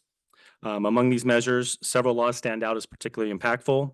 not only in advancing statewide housing goals, but also in imposing new requirements and constraints on local municipalities. So these laws are critical for understanding the evolving policy landscape and the strategies needed to comply with the state mandates while balancing local priorities. So I'm going to kind of go over a few of the, I would say, larger level or framework oriented items from the California Constitution, as well as what's been passed in the legislature. And then I'll kind of do a deeper dive into specific legislation that's been passed each year. So first one we're going to take a look at is the California State Density Bonus Law. The California State Density Bonus Law was originally acted in 1979, so it's been around for quite some time. It allows developer to increase density on a property above the maximum set under a jurisdiction's general plan and land use plan. In exchange for the increased density, a certain number of new affordable dwelling units must be reserved at below market rates or sales prices. Qualifying applicants can also receive reductions in or waivers of required development standards. For an example, if you're wondering what waivers are, we're talking about things like reduced parking ratios, increased height allowances, a reduction in setbacks potentially, and potentially a waiver of open space requirements that you often find in some of these developments. Greater benefits are available for projects that reach higher percentages of affordability, with unlimited density available for certain transit adjacent projects up to 100% density in some of these projects. So a little more about the specifics of kind of how this operates is the density bonus amount is set on a sliding scale based upon two factors. The first factor is going to be the percentage of units in the project that would be set aside as affordable. And the second is the household income category of those affordable units, very low, low, moderate, above moderate household incomes. Other bonuses and concessions are available based on the provision of affordable housing for senior citizens, students, transitional foster youth, veterans, or homeless persons.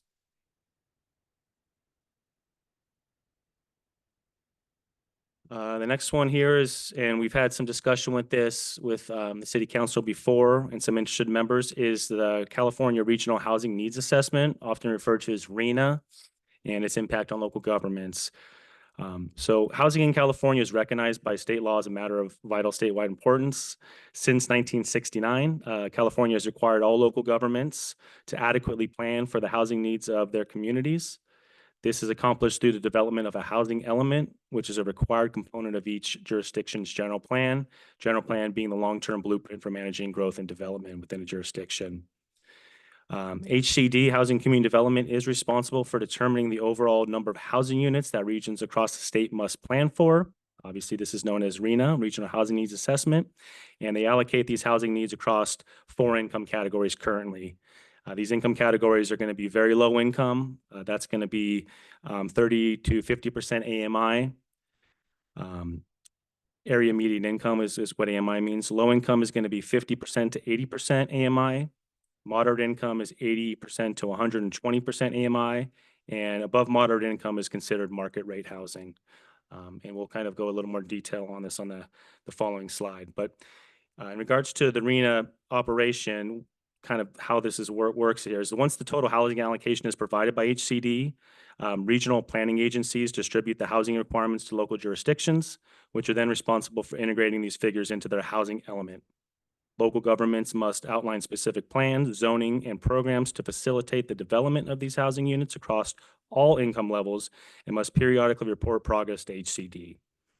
RHNA has a significant impact on local governments as it compels jurisdictions to proactively address housing shortages, especially for low and moderate income families. Failure to comply with RHNA requirements may result in penalties, legal action, or loss of state funding, making it essential for local governments to develop actionable strategies that meet their housing targets.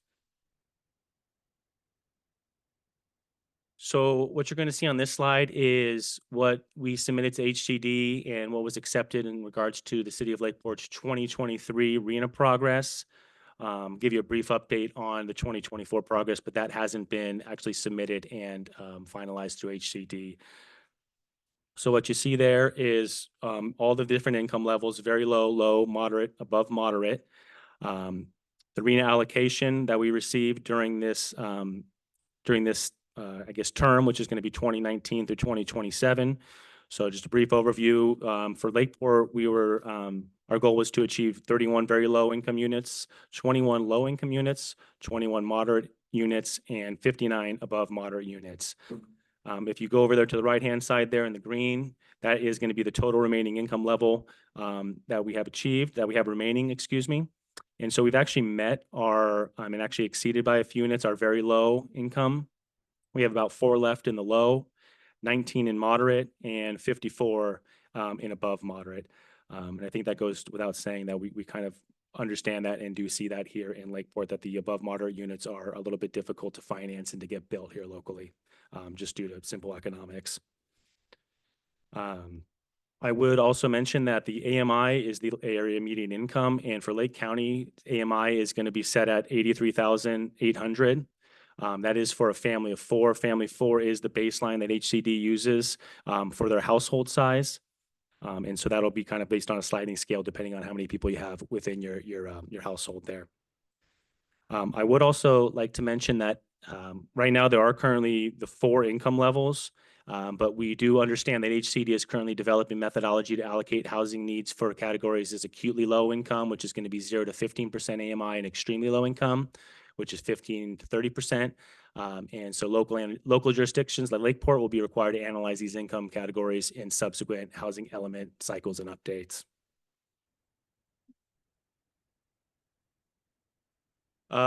Another kind of centerpiece to kind of housing legislation in California is SB 35.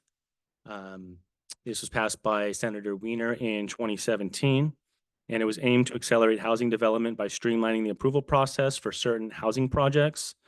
It applies to cities and counties that have failed to meet their state mandated housing goals, as determined by the Regional Housing Needs Assessment, which we just discussed, or have failed to adopt a housing element that is substantially compliant with housing element law. Some of the specifics for SB 35 is it does require streamlined approval for projects that include a specified percentage of affordable housing units, 10 to 50%, depending on the jurisdiction's RHNA shortfall. Eligible projects must comply with local objective zoning and design standards, but do get to bypass discretionary review, including environmental reviews under the California Environmental Quality Act, often referred to as CEQA. Additionally, projects must be multifamily developments located in urban areas, on infill sites, and comply with labor standards such as prevailing wages for construction workers. SB 35 is seen by the state as an important tool for increasing the production of housing, particularly affordable housing, by simplifying the approval process in underperforming jurisdictions. Okay, the next kind of centerpiece here that I want to discuss with you is going to be the Housing Accountability Act. The Housing Accountability Act establishes limitations to a local government's ability to deny, reduce the density of, or make infeasible housing development projects, emergency shelters, or farm worker housing that are consistent with objective local development standards and contribute to meeting housing needs. The California legislature first enacted the Housing Accountability Act in 1982 and recently amended the Housing Accountability Act to expand and strengthen its provisions as part of the overall recognition of the critically low volumes of housing in California. It's one of the oldest and most important pro-housing laws in California. And as you've noted, we do have a lot of housing laws that have been coming out of the legislature in the last handful of years, but you notice some of these kind of tenant type laws, overarching laws, have been within the California Constitution legislation, has passed them for, up to 20 to 40 years. So that while it does feel like it is kind of a new stance on housing, it really isn't that new. Additionally, a local government must approve a housing development project that complies with all objective rules in the general plan, zoning ordinance, subdivision ordinance, and local design standards. The government may not disapprove the project or impose a condition that the project be developed at a lower density unless the local government makes written findings that 1, the project will have a specific adverse impact on public health or safety, and 2, there's no way to mitigate the adverse impact other than by disapproving the project or conditionally approving it at a lower density. These written findings must be based on a preponderance of evidence in the record. The health or safety impact identified must be significant, quantifiable, and direct, and it must be based on identified written public health or safety standards. Okay, so that'll kind of give you a general framework of some of the larger items in regards to housing in California. Now I want to kind of do a little bit of a deeper dive into some of the more specific housing legislation that's been passed since 2020 up to 2024. And this list might seem like it's pretty exhaustive, but this isn't all of the legislation that's been passed in housing. These are the ones that staff has identified as being the most directly applicable to Lakeport and just set the picture for housing in general. Okay, so starting in 2020, AB 831 was passed by Grayson. This measure makes changes to the process for development projects approved by the streamlined ministerial process created by SB 35, which you spoke about earlier. The change provides a path to modify approved development projects prior to the issuance of the final building permit required for construction, including provisions on how local governments must treat such an application for a modification. This measure also specifies how local governments must approve and construct public improvements provided in conjunction with the streamlined ministerial development project in a manner that does not inhibit the development. Next one for 2020 is AB 2345 by Gonzalez. This measure revises the density bonus law to increase the maximum allowable density and the number of concessions and incentives a developer can seek. This measure also requires that the annual report include information regarding density bonuses granted in accordance with specified law. Density bonus law previously only allowed for developers to receive up to a maximum of a 35% density bonus. AB 2345 expanded this bonus to up to 50%. And I will go ahead and let you know that later on in the presentation, in a latter year, that density bonus has been subsequently increased.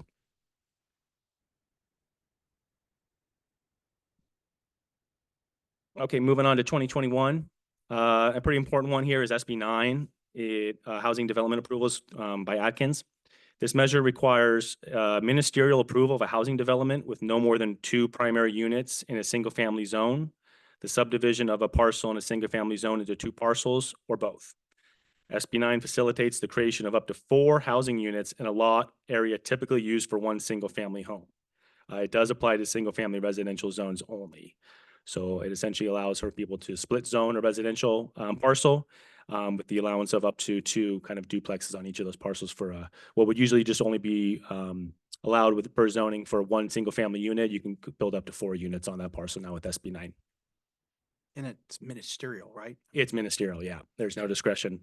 And I think you're going to find that throughout pretty much all of these is ministerial. There's not a whole lot of discretion in any of these things that I'll be speaking with you about tonight. Next is AB 345 by Quirk Silva.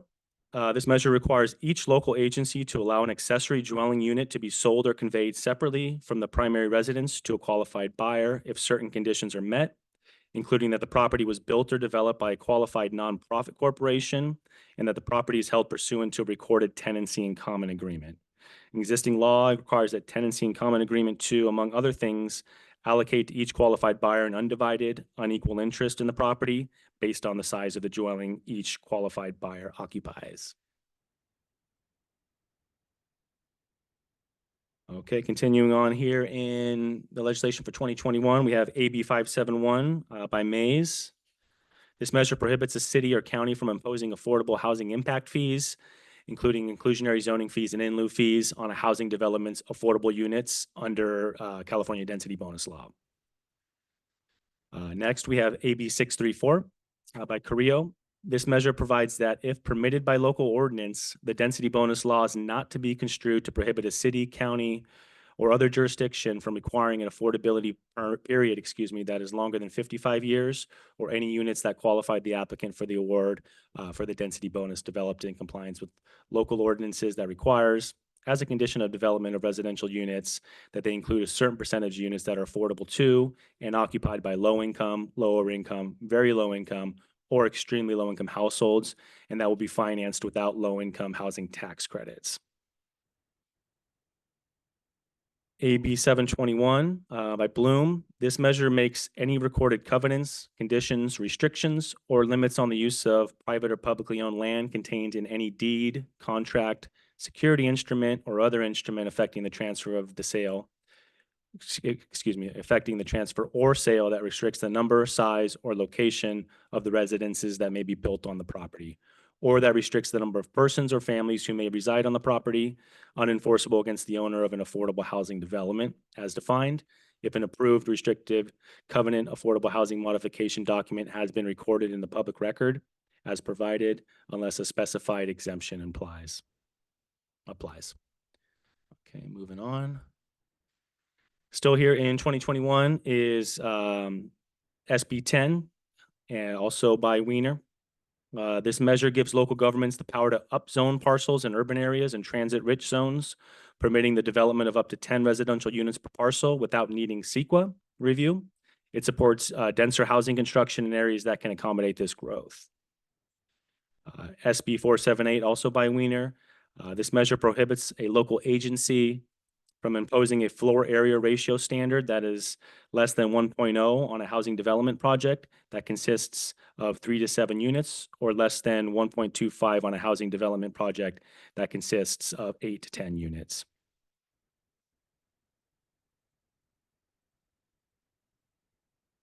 Okay, so now we're going to be moving into housing legislation that was passed in 2022. SB 897 by Wikowski.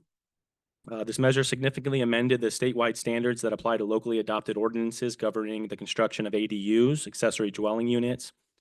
Most notably, this measure increases the height maximum of ADUs from 16 to 18 feet for parcels with an existing or planned multifamily building, or 20 feet for a multifamily or single-family parcel located within 1/2 mile of transit. This measure would also require local jurisdictions to allow an ADU that is attached to a primary single-family residence to be constructed with a height of 25 feet or the maximum height allowance of the primary dwelling, whichever is lower. Moving on, AB 2668 by Grayson.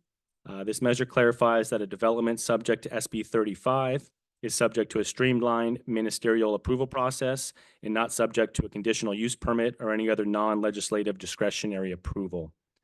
This measure further specifies that a local government is required to approve a development if it determines that a development is consistent with objective planning standards.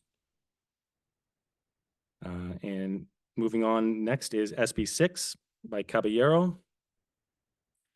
This measure, also referred to as the Middle Class Housing Act of 2022, deems a housing development project an allowable use on a parcel that is within a zone where office, retail, or parking are a principally permitted use if specified conditions are met, including requirements relating to density, public notice, comment, hearing, or other procedures, site location and size, consistency with sustainability, with sustainable community strategy or alternative plans, prevailing wage, and a skilled and trained workforce. So a lot of potential requirements there to be able to utilize that law, but it does essentially allow for housing to be built in zones where housing generally would never be allowed prior.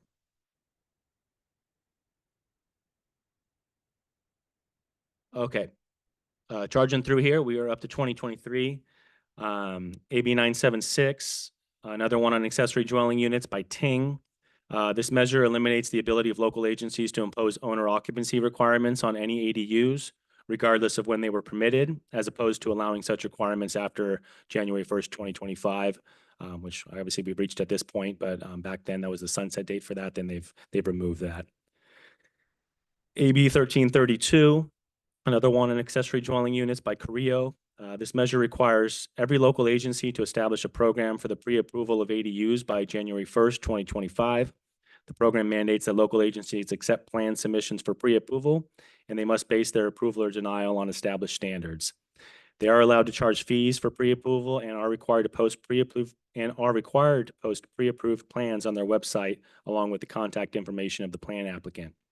Additionally, local agencies must expedite the approval process within 30 days for detached ADUs using the pre-approved plans or plans identical to those previously used within a specific building standards code cycle. This measure does apply to all cities, including charter cities, and aims to address housing concerns at a statewide level with no reimbursement required from the state to local agencies.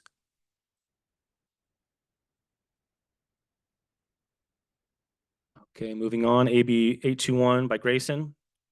This measure requires that if a zoning ordinance in a county or city becomes inconsistent with the general plan due to an amendment to the general plan, the local agency must either amend the zoning ordinance to align with the general plan within 180 days of receiving the application or process the development application according to applicable laws.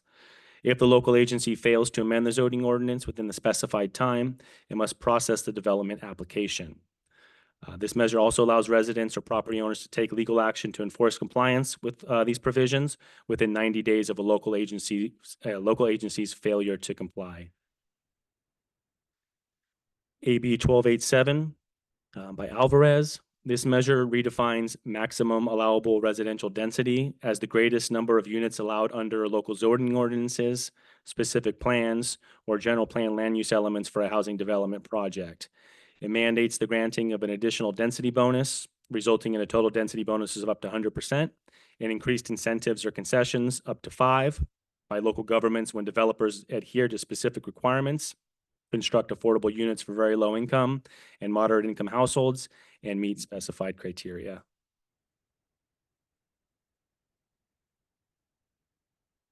AB 1449, another one by Alvarez. This measure establishes exemptions from the California Environmental Quality Act for specific actions related to affordable housing projects until January 1st, 2033. The exemptions include entitlement issuance, land leasing, rezoning, and financial assistance, as long as the affordable housing projects meet specific conditions, such as regulatory agreements and environmental assessments. It mandates the lead agency to file a notice of exemption with the Office of Planning and Research and county clerk if they approve or carry out an exempted activity. SB 423 by Wiener. This measure modifies and expands SB 35 provisions that allow certain multifamily housing developments to take advantage of a streamlined ministerial approval process. Specifically, this measure extended the January 1st, 2026 sunset date of SB 35 to January 1st, 2036. It also applies SB 35 provisions to the coastal zone, which were previously unallowed. Allows the state to approve housing developments on property it owns or leases. And finally, prohibits the city from enforcing its inclusionary housing ordinance if the income limits are higher than those in SB 35.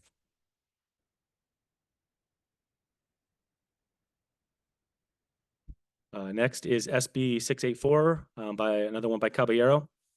This measure streamlines the approval processes for housing development projects of 10 or fewer residential units on urban lots under 5 acres. It mandates local agencies to consider these projects through a ministerial approval process, eliminating discretionary reviews or hearings. This measure sets specified criteria for projects, including parcel size, density, and zoning, and imposes time limits for local agencies to approve or deny applications. Additionally, it allows local agencies to impose certain zoning and design standards while prohibiting others. This measure includes single-family residential horsekeeping zones and grants local agencies the discretion to permit urban lot splits and ADUs in such zones. And finally, for 2023, quite a busy year there, and at the California Legislature is AB 1485 by Haney. This measure grants both HCD and the Office of the Attorney General the unconditional right to intervene in legal actions addressing violations of specified housing laws, including the Housing Accountability Act, the Density Bonus Law, and the Housing Crisis Act of 2019.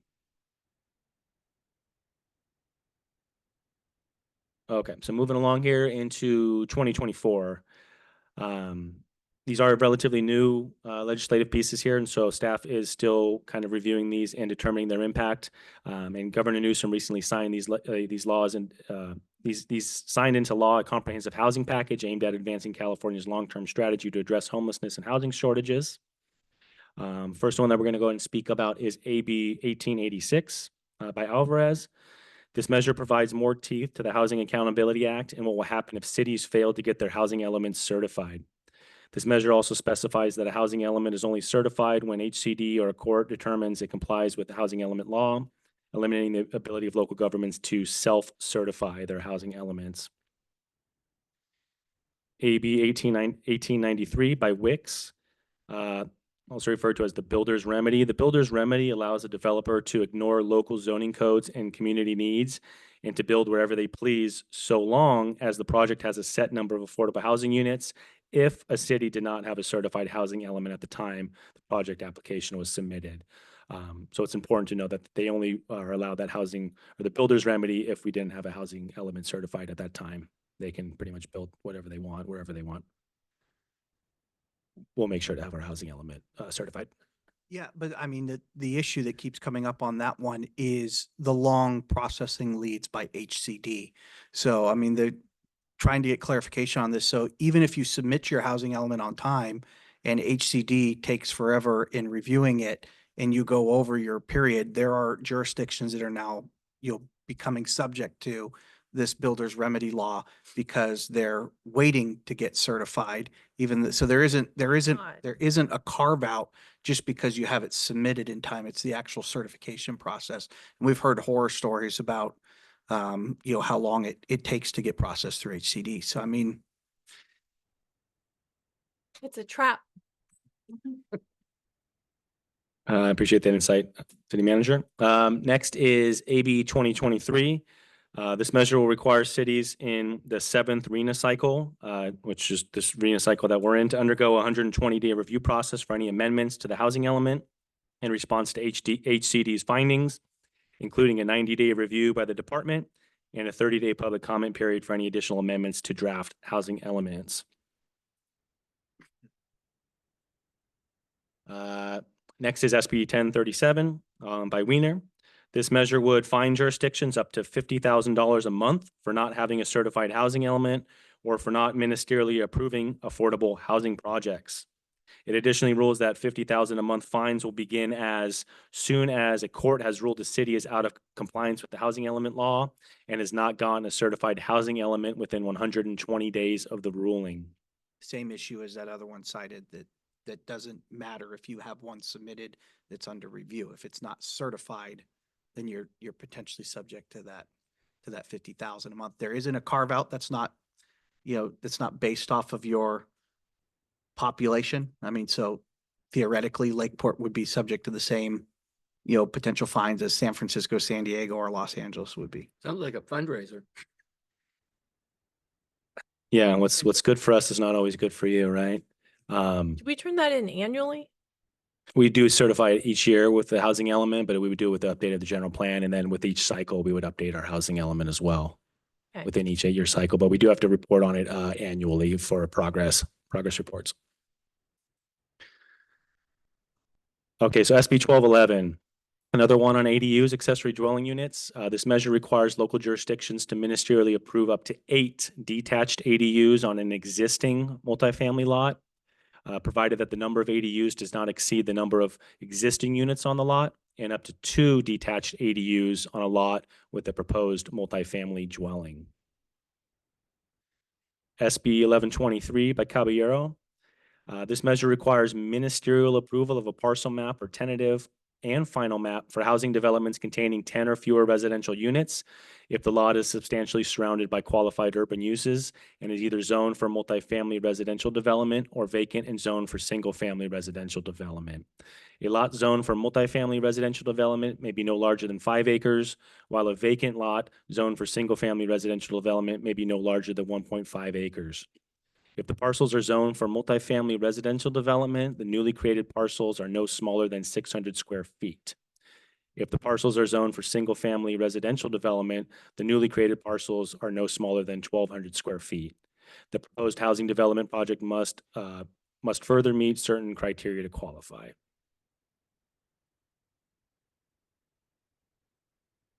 All right, we're getting close, I promise you guys. AB 2243 by Wix. AB 2243 will extend AB 2011 projects to commercial corridors, vacant malls, and projects within 500 feet of a highway. This act provides that a housing development project is an allowable use on a parcel that is within a zone where office, retail, or parking is a principally permitted use if the proposed development complies with specified requirements. Under that act, one of those requirements is that the project site is 20 acres or less. This bill, if the site is a regional mall as defined, will instead require that the project site not be greater than 100 acres. SB 937, another one by Wiener.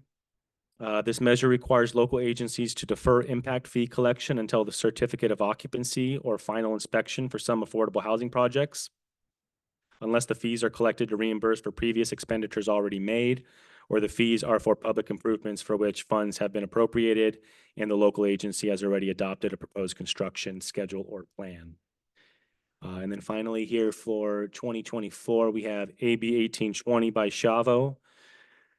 This measure requires local agencies to provide a preliminary fee and exaction estimate to any development proponent requesting an estimate of project fees within 30 business days of a request during the preliminary application process.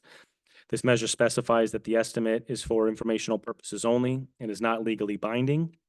Additionally, this measure requires local agencies to post current fee schedules and an archive of relevant fee studies on their internet websites. Finally, this measure requires local agencies 30 days after final approval of a project to provide a total sum of fees and exactions to the developer.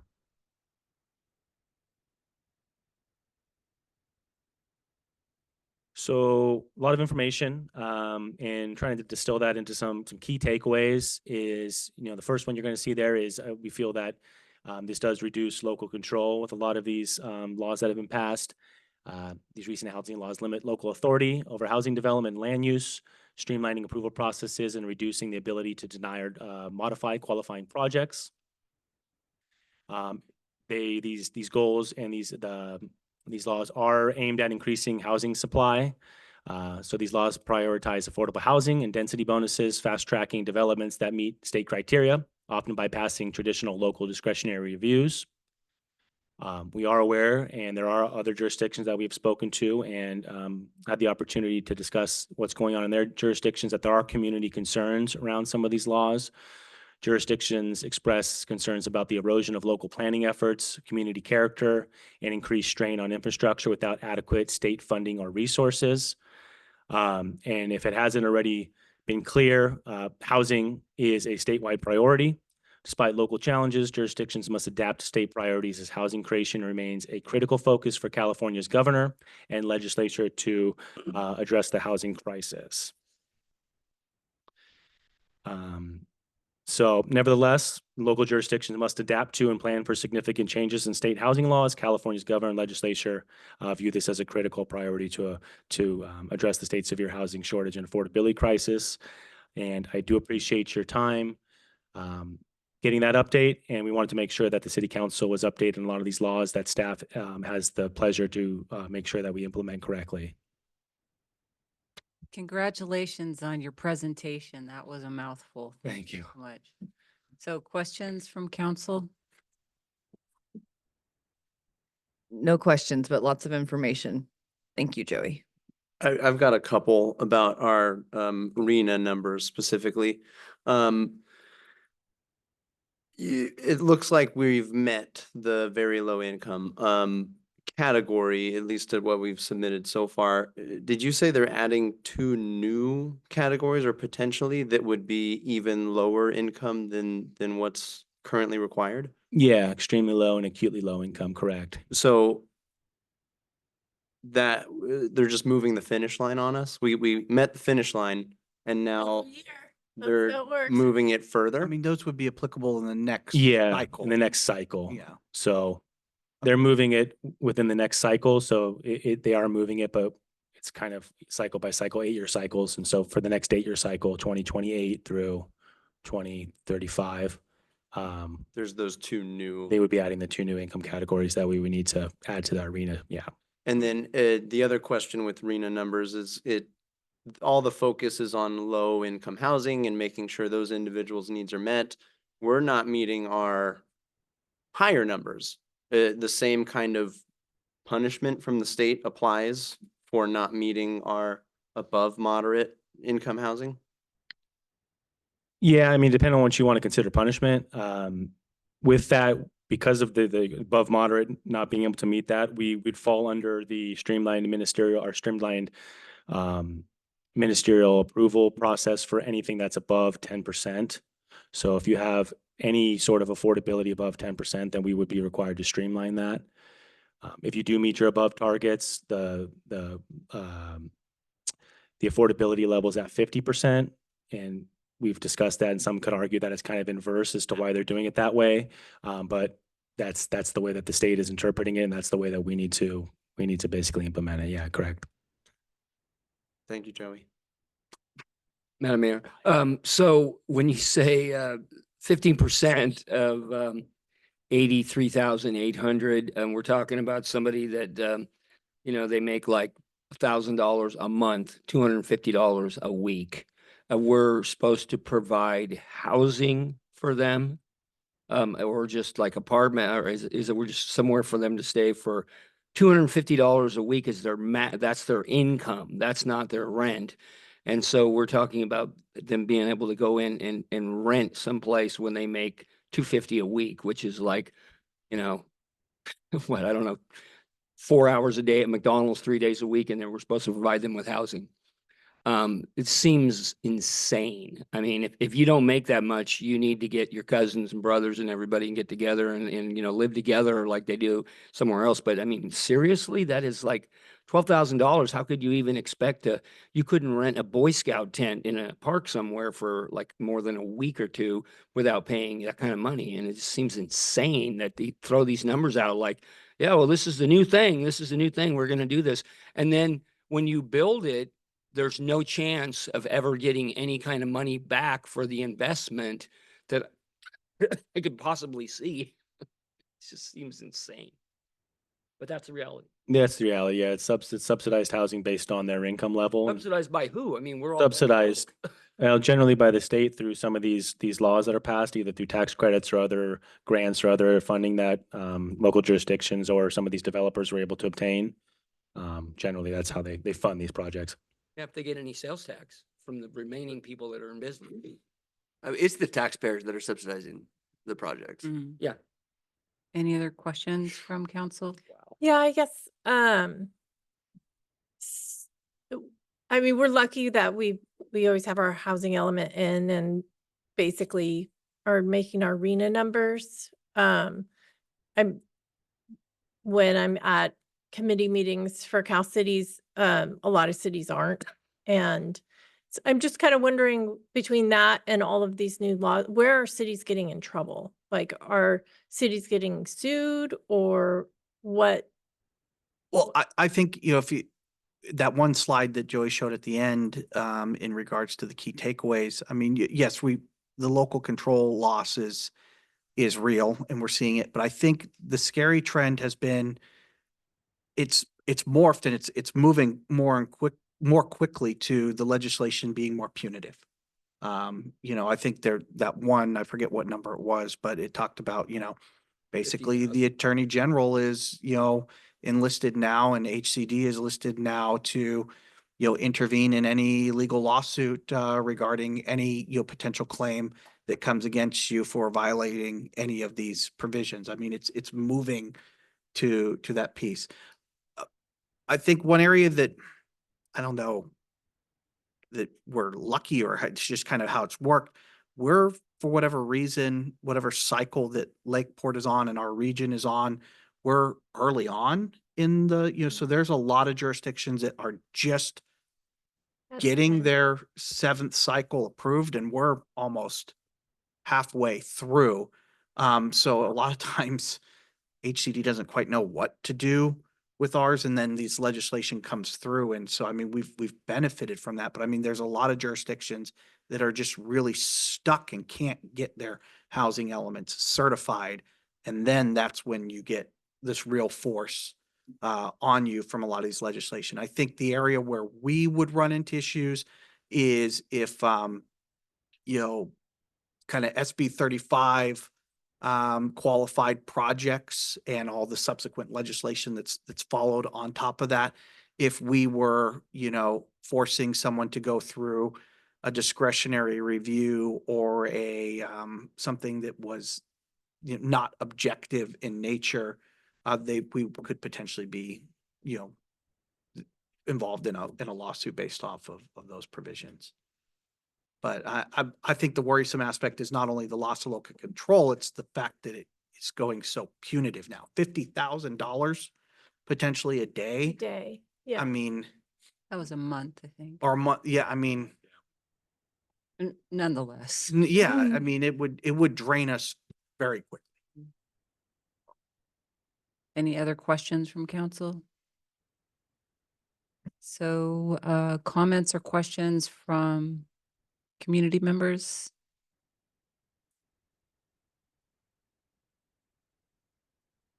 I'll be quick because I know we're late. I just wanted to bring up some resources, again, from AARP, and I know I've showed this to some of you.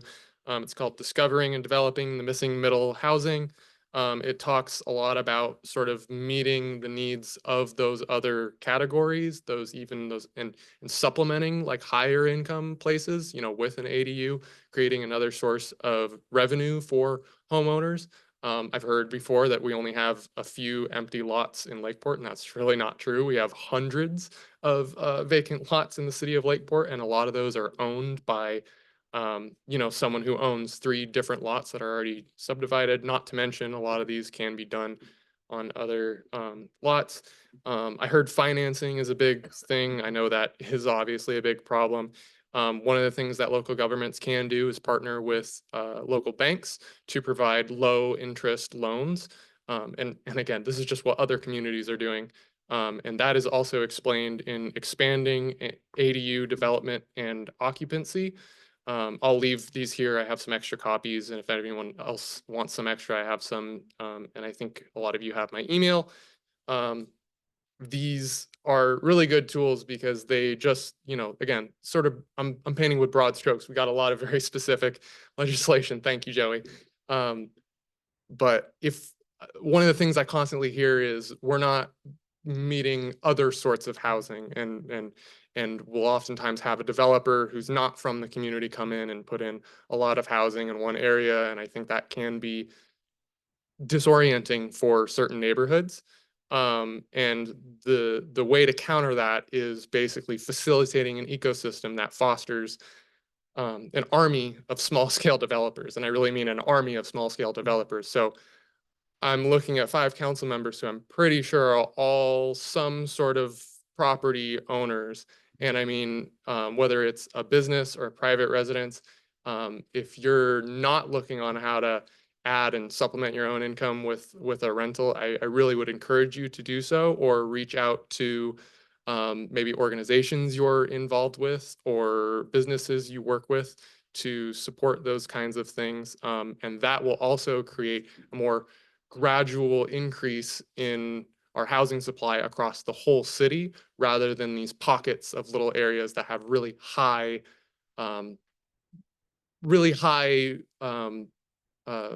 population of low income properties.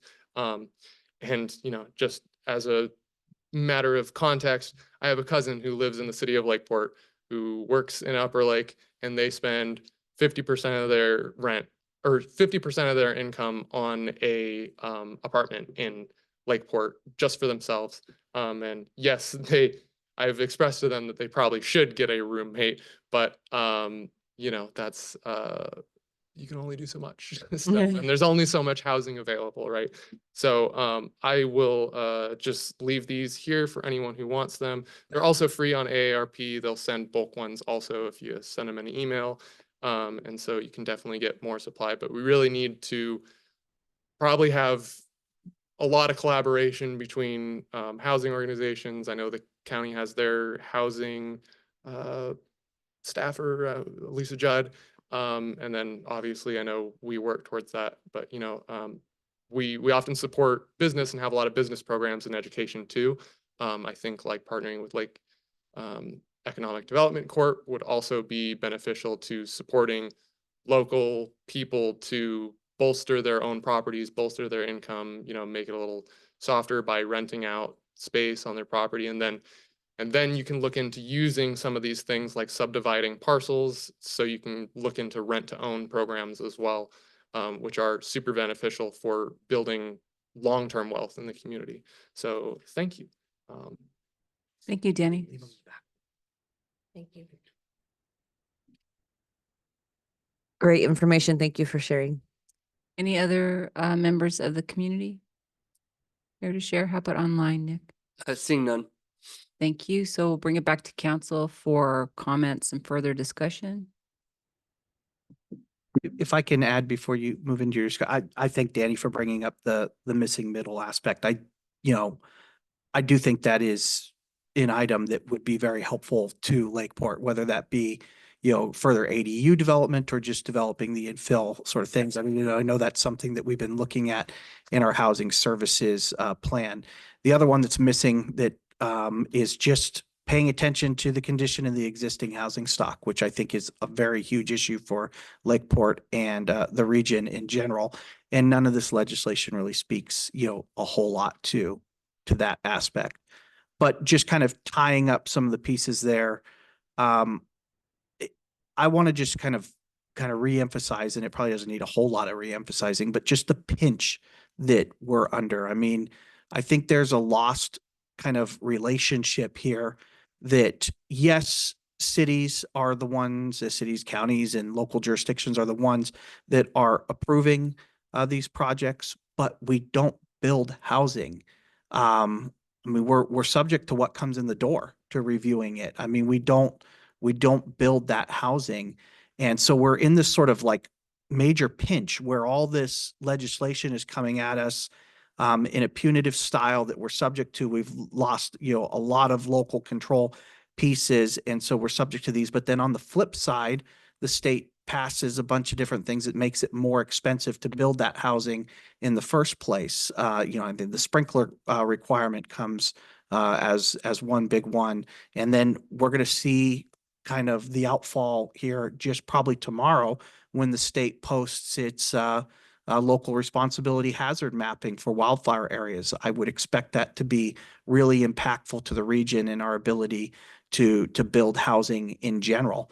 And so we're getting hit on all these sides. And that's not to mention just the general economics of the situation.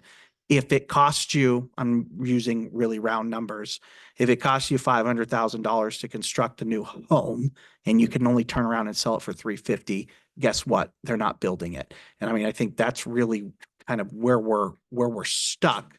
And then in the meantime, the only thing that is getting funded are these larger scale, higher density projects and then we've lost a lot of our ability to get those to match the existing community area. And I'm not saying that the numbers of housing that we need are necessarily wrong. I think it's the way that it goes about and thrust upon us. I mean, if we could take those numbers and split them up into a number of different fourplexes, duplexes, triplexes, and integrate those into, our existing area, that would be a lot more beneficial to, I think, to the city of Lakeport and to our actual housing needs. But instead, the only thing that seems to be able to get through the funding process are really large, higher density, affordable housing projects. And in the meantime, we're kind of lost a lot of our ability to control what gets built where and how.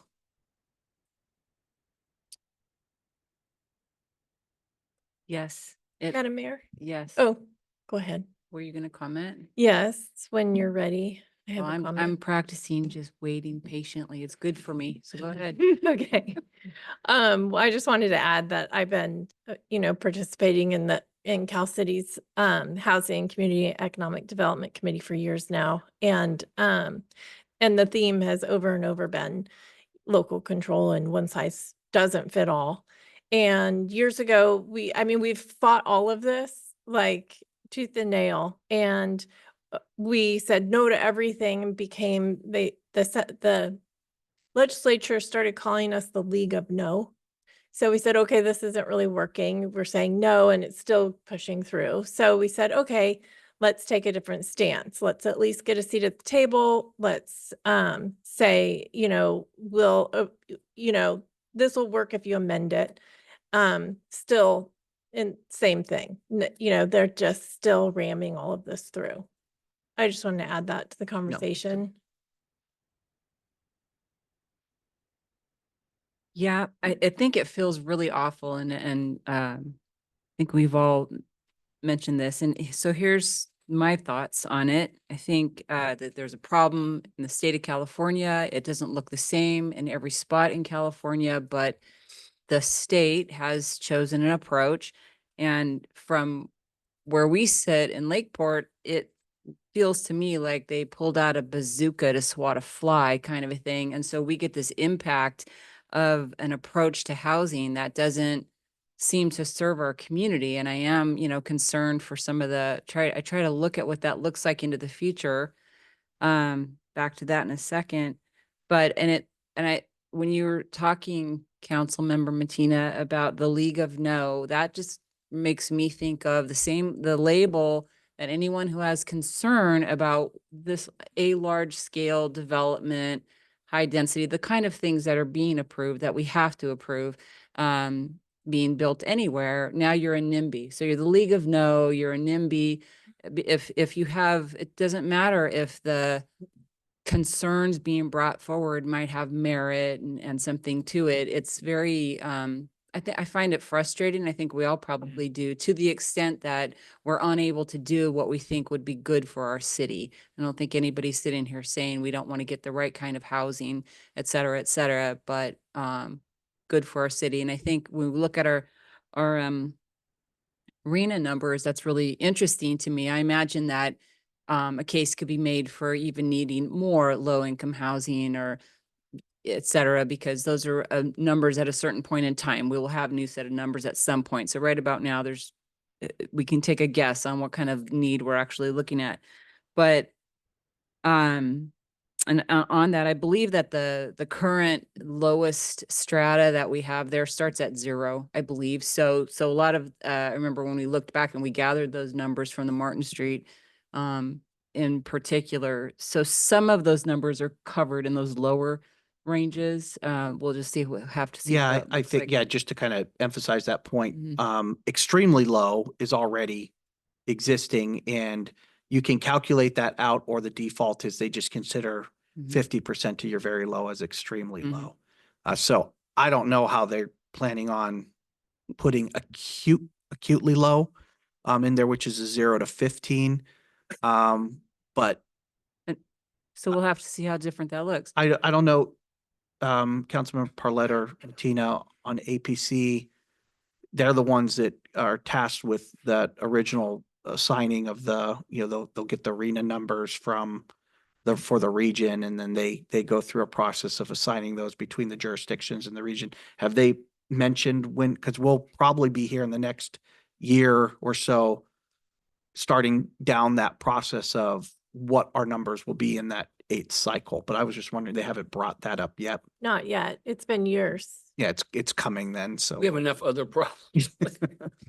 Yeah, and just to confirm, it's the lowest one currently is very low income from 30 to 50, and that they'll be instituting 2 new ones, extremely low income from 15 to 30, and then the acutely low, which is 0 to 50. But right now, we already have an extremely low number, and I think they are allowing us to just say that 50% of our very low qualifies as Right, extremely sort of low. subsumed Yeah. inside of there, I think. But I ponder the unintended consequences into the future. If a place like Lakeport, Lake County is not attractive for building, and we can never get those moderate and above moderate kind of homes built, and the state is taking this approach, which they are, with very much power and such.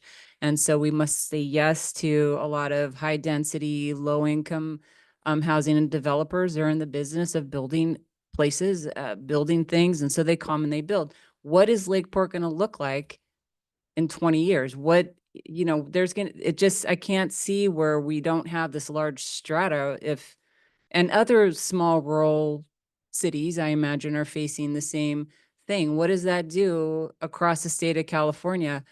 When you build it, people will come. At some point, we will have housed the people in our area that need that housing, and we still won't be able to build other kinds of housing. And I don't think I'm smart enough to actually picture what that's going to look like. But boy, it raises questions for me about how that's going to change the landscape of our economics and who we can draw here to do vital kinds of services like work at the hospitals, et cetera. So I wonder if anyone at the state of California is pondering those kinds of questions. I know your presentation was about housing, so that's not a fair question to you, Joey. I mean, it just worries me to see how that all comes together. Well, I don't know that it is typical. A lot of the conferences and workshops that we go on, Lakeport and Lake County in general is a little unique in that we are meeting our lower thresholds. And generally, it's the opposite. Generally, jurisdictions are doing much better in their moderate and above moderate and not well in their very low. So we're a little bit of I'm not saying that there aren't other areas that are in that same thing, but I mean, it's been surprising when we bring up in conferences that we're met all of our low and but we're not getting, and everyone kind of looks at us a little cross-eyed, like, That's sort of to my point and Yeah, even more no, I mean- concerning. So, well, it was a wonderful presentation. Really appreciate all the effort you put into that. And as much as we don't like the way it sounds, we have to know what it says. So I think, do we have a motion to receive this? Is that what we need to do? No, it's just a Just presentation. informational only, yeah. Yeah, no, I think the only thing to kind of report out on their kind of next actions in this regard is that you can almost have a full-time staff person who's responsible for updating our ordinances to keep up with these things. So I mean, it is likely that you'll see in the near future, a revised ADU ordinance which we did in 2022, but is already, falling a little behind. I don't think we've touched our density bonus law ordinance since 2014, so we'll probably need to do some updating there. And we currently do not have an SB9 ordinances, which is the one that allows the ministerial subdivision of an existing single-family lot. I'm not sure. I mean, we might be fine just defaulting to the state provisions there, but you're likely to see some pieces there, because otherwise it'll be really overwhelming if we just wait till the next housing element cycle. And as we've learned from the lessons that we're seeing with other jurisdictions, we want to streamline that process as fast and quick as possible so that we're not subject to some of the other punitive aspects when we move through that position. Makes sense. Any other comments by council? Okay, so I'm wondering if I could get, is there agreement to taking a really quick break before we get to the last two items? Sure. Would that work out? Okay. So what do you think? Come back at 5 minutes? 5 minutes is good. Let's do that.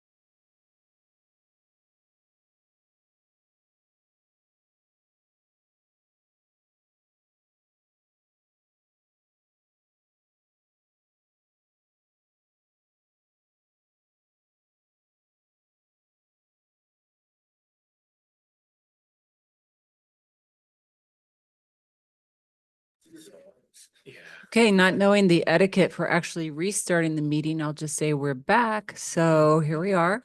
And I guess we're ready to go on to the next item, which is nope, Assistant City Manager, Nick Walker, the annual comprehensive financial report, fiscal year 23-24, except the ACFR for the fiscal year ended June 30, 2024.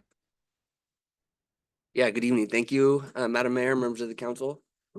So tonight you're being asked to receive and file the annual comprehensive financial report for the year ended June 30, 2024. You are sitting as the city council, the Lakeport Municipal Sewer District, and the Lakeport Redevelopment Successor Agency tonight for this item. Management is excited to present this item. It is quite the document and quite the undertaking for staff. It is the official financial statements for the city, for all the accounting nerds out there. It is audited by our independent auditors. It's important to mention that the information has not been materially revised from the information that's provided you during the quarterly updates. The auditor did not have any adjustments to make to the financial statements. The ACFR communicates the city's financial condition and activity in a transparent and organized manner and in compliance with the applicable standards, the GASB, which is the Government Accounting Standards Board. It is available online along with, I think, 12 additional years of ACFRs that have been prepared by the city. City staff does prepare the document and it is audited by the auditor. Like I mentioned, they have to follow very strict procedures with their auditing standards set forth by the American Institute of Certified Public Accountants. Very fun group. And there are some, all joking aside, it does contain a lot of good information. There are sections in there that are designed for the public to be easy to read, one of which is the transmittal letter that is prepared by myself and City Manager Ingram, and also the management discussion analysis section, which includes a lot of higher level numbers with some narrative to try to explain the city financial condition in an easy read manner that's easier to digest than like the notes, the financial statements, which are very technical. But the staff report includes, a list of all the different sections included in the report. And also the agenda item contains the auditor's direct communication to your body, which includes information about how the auditing process went. The fact that there were no material findings and there were no adjustments made, there were no concerns raised during the process. I think I skipped over the fact that the auditor's report did include an unmodified opinion, which is what we're shooting for, and not an unmodified opinion, meaning there was no issues that they needed to modify their opinion, and they didn't report any findings either. So that's always refreshing as your finance director. So that was attachment B. A single audit, which is a audit of federal awards, was not required during this time period. We did not expend over $750,000 in federal awards. That it's likely this upcoming audit will include a single audit. ARPA will be expended, and that will trigger a single audit where several federal programs will be selected and audited and reported on. I think lastly, included in the staff report, the city of Lakeport's reserve and pension policy requires myself to present with the ACFR a 5-year projection of general fund balance, just so that your body is seeing kind of what we're seeing as far as how fund balance will look.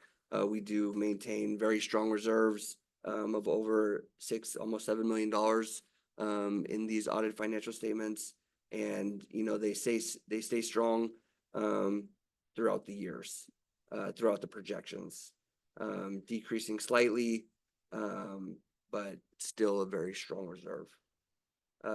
So with that, I know you've all read it from cover to cover, so I'm here to answer any questions. Questions from council? No questions right now.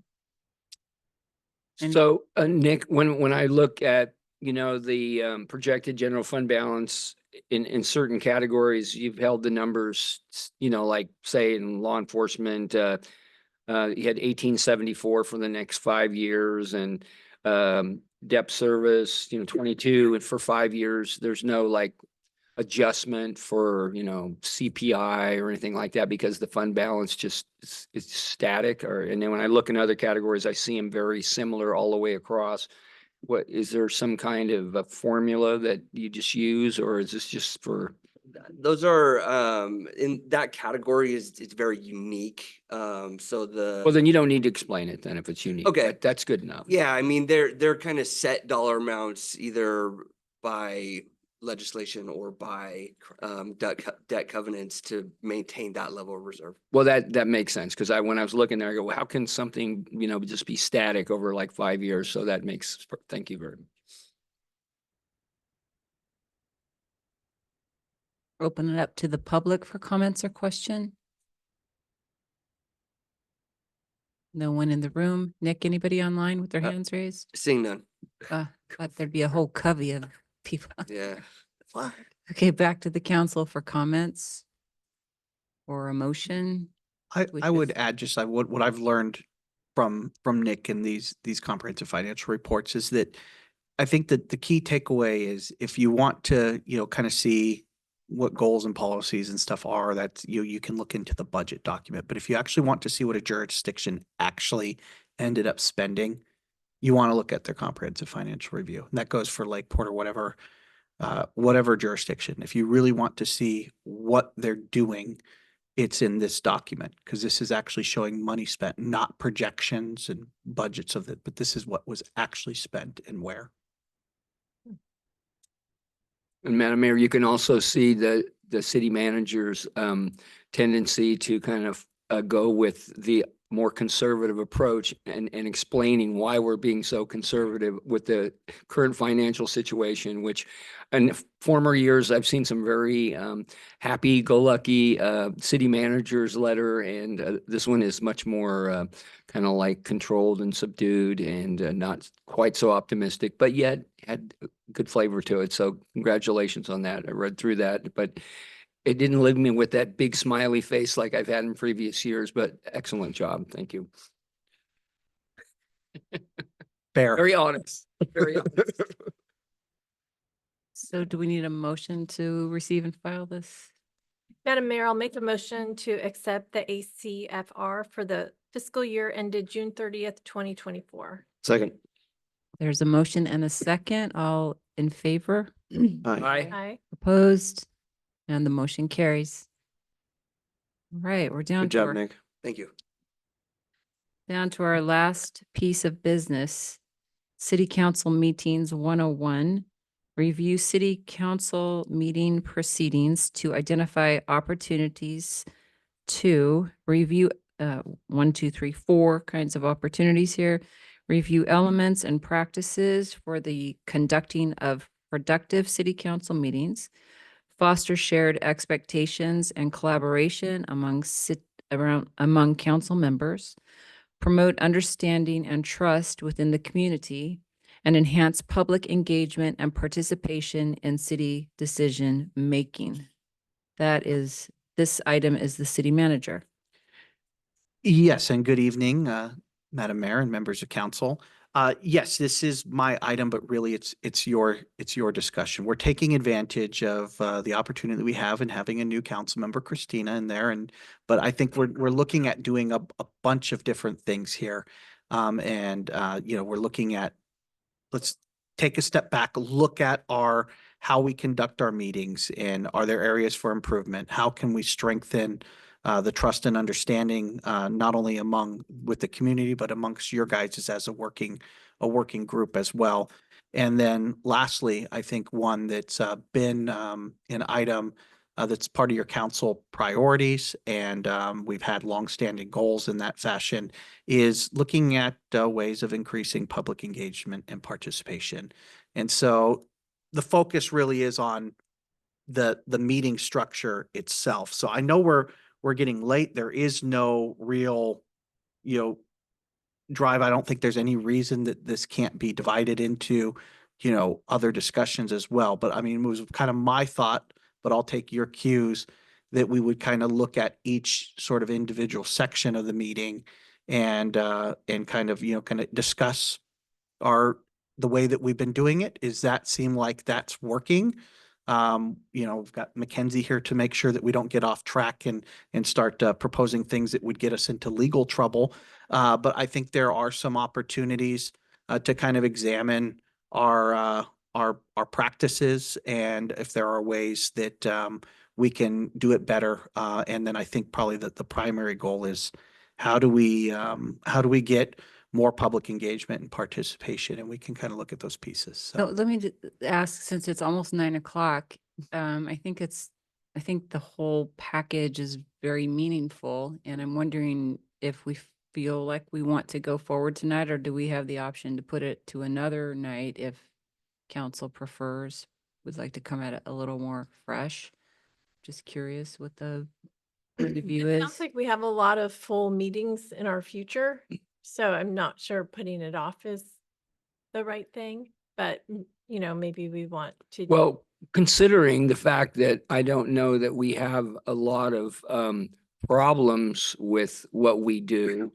I mean, like when you said, do you like the way we have the meeting set up? I mean, I don't know that anybody would jump up and say, no, I don't like the way we do it. We need to change it. And this is what we need to do. And we get into some long, discussion. I think that a lot of the stuff in here, I read through all of it. And then of course, you have the Institute for local governments, that package in there. And then if you forgot the Brown Act or haven't had it, that was all in there. I didn't go through all of it, but I listened to a lot of Q&A in there. But I think if we kind of go through it quickly and like, for example, the meeting format, I love when people talk to me about the county all the time. They go, well, these guys over there, they're out of control. Da, da, da, da, we need some new blood in there. Yeah, we got it.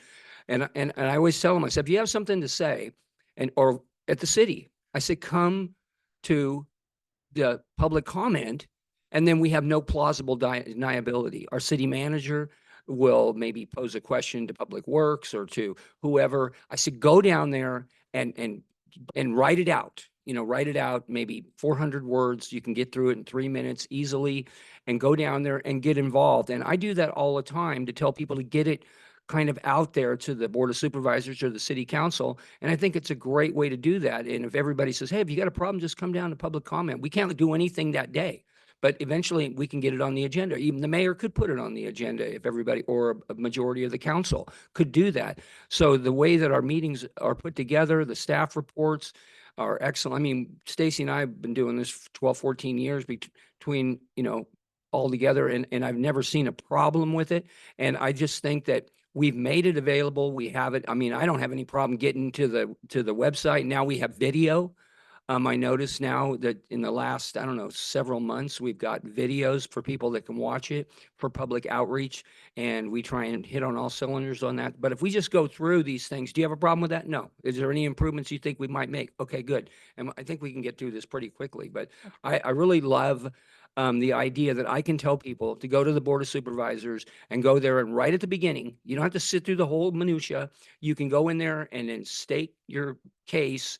They have no plausible deniability, and you can say, what are you going to do about this? And then you walk out, and then you go back a month later and say, I was here a month ago, and what progress has been made? Those kind of things. We're trying to do that. I know I do it, and I'm sure that other council members have said similar things. But like in the case of our agenda, the way it's set up, I think it's excellent. I'm sorry, I didn't mean to interrupt. I'm thinking though that your points are all good points. And I think what it's bringing up is that we probably want to go forward with it, with our item as put forward. It may be that they go quickly. Yeah. Such as you're saying, it may be that there's more to discuss, since it was well thought out. And I think the part of the, purpose was to simply make sure we have an overview, that we all understand the components of a meeting. And then there were some other items in terms of, s- the manner in which we want things, the goals and the values that we want to promote, which aren't quite as black and white. So I thank you. Sorry to have got us derailed just a little bit with my question. So let's go ahead and go forward with our item then. Well, yeah, and I think I'll go through these, somewhat quickly, but I don't think that, if we get, to the end and, there's other items that we want to explore further, we can bring those back for further discussion as well. So with that, I mean, it all starts with the agenda and the posting of the packet, which is required to be done 72 hours in advance. We, as practice, try and get that packet up that Thursday, prior to our Tuesday meetings. So I mean that it's up there and available on the website for council and the public, as soon as, we really do try and hit that Thursday date and exceed that 72-hour timeline there. I think the important kind of key takeaways there is, for council, you're always encouraged to reach out to staff for clarification on issues. There is no Brown Act violation for reaching out to staff to get information. I mean, a lot of times, those can be, clarification questions, but even if there is some information that you disagree with or you think is, important to emphasize, it gives staff the ability to make sure that we have that information ready and available. Because if you have that question, then chances are, another council member has that question, or the public is going to have that question as well. For the public, I think that, this is, an area that always we've tried to, with our communications, to try and map out when we do have larger items that we think are going to generate, that are important to the community. We do try and get communication pieces together in advance and let them know that this is coming up on a further agenda. But it is also available in its raw form to the community as soon as it's available to the city council as well. So I don't know if there's any specific questions in regards to that piece, or if there's any thoughts on areas for improvement. But I think that it all begins and starts with that agenda post. Right, and I'm just reminded that the other reason we're going through this is also for us to be reminded, but for anybody from the public who wants to better understand the process of the meeting, this is an opportunity for that information to be put out there. So you want to go section by section? I can just, I mean, if you interrupt me, and then we can come back and have a more general discussion on it later. The meeting opening, I think we saw, Mayor Costa already start to kind of look at some of the options that we heard here is that I think trying to keep that perspective that this process, although we become familiar with it, to somebody coming in who has no relationship with how local governance works, it can seem very foreign and intimidating, when you're calling the roll and, what do you mean? What's an emergency agenda item? All those different pieces. So I think, one area that probably does lend itself to some improvement would be to kind of utilize a little bit more scripting. We saw the mayor do that a little bit this evening in regards to kind of trying to set the stage and let people know when it is that they'll be able to speak on an item, and, kind of go through those different pieces, how you can participate appropriately in there.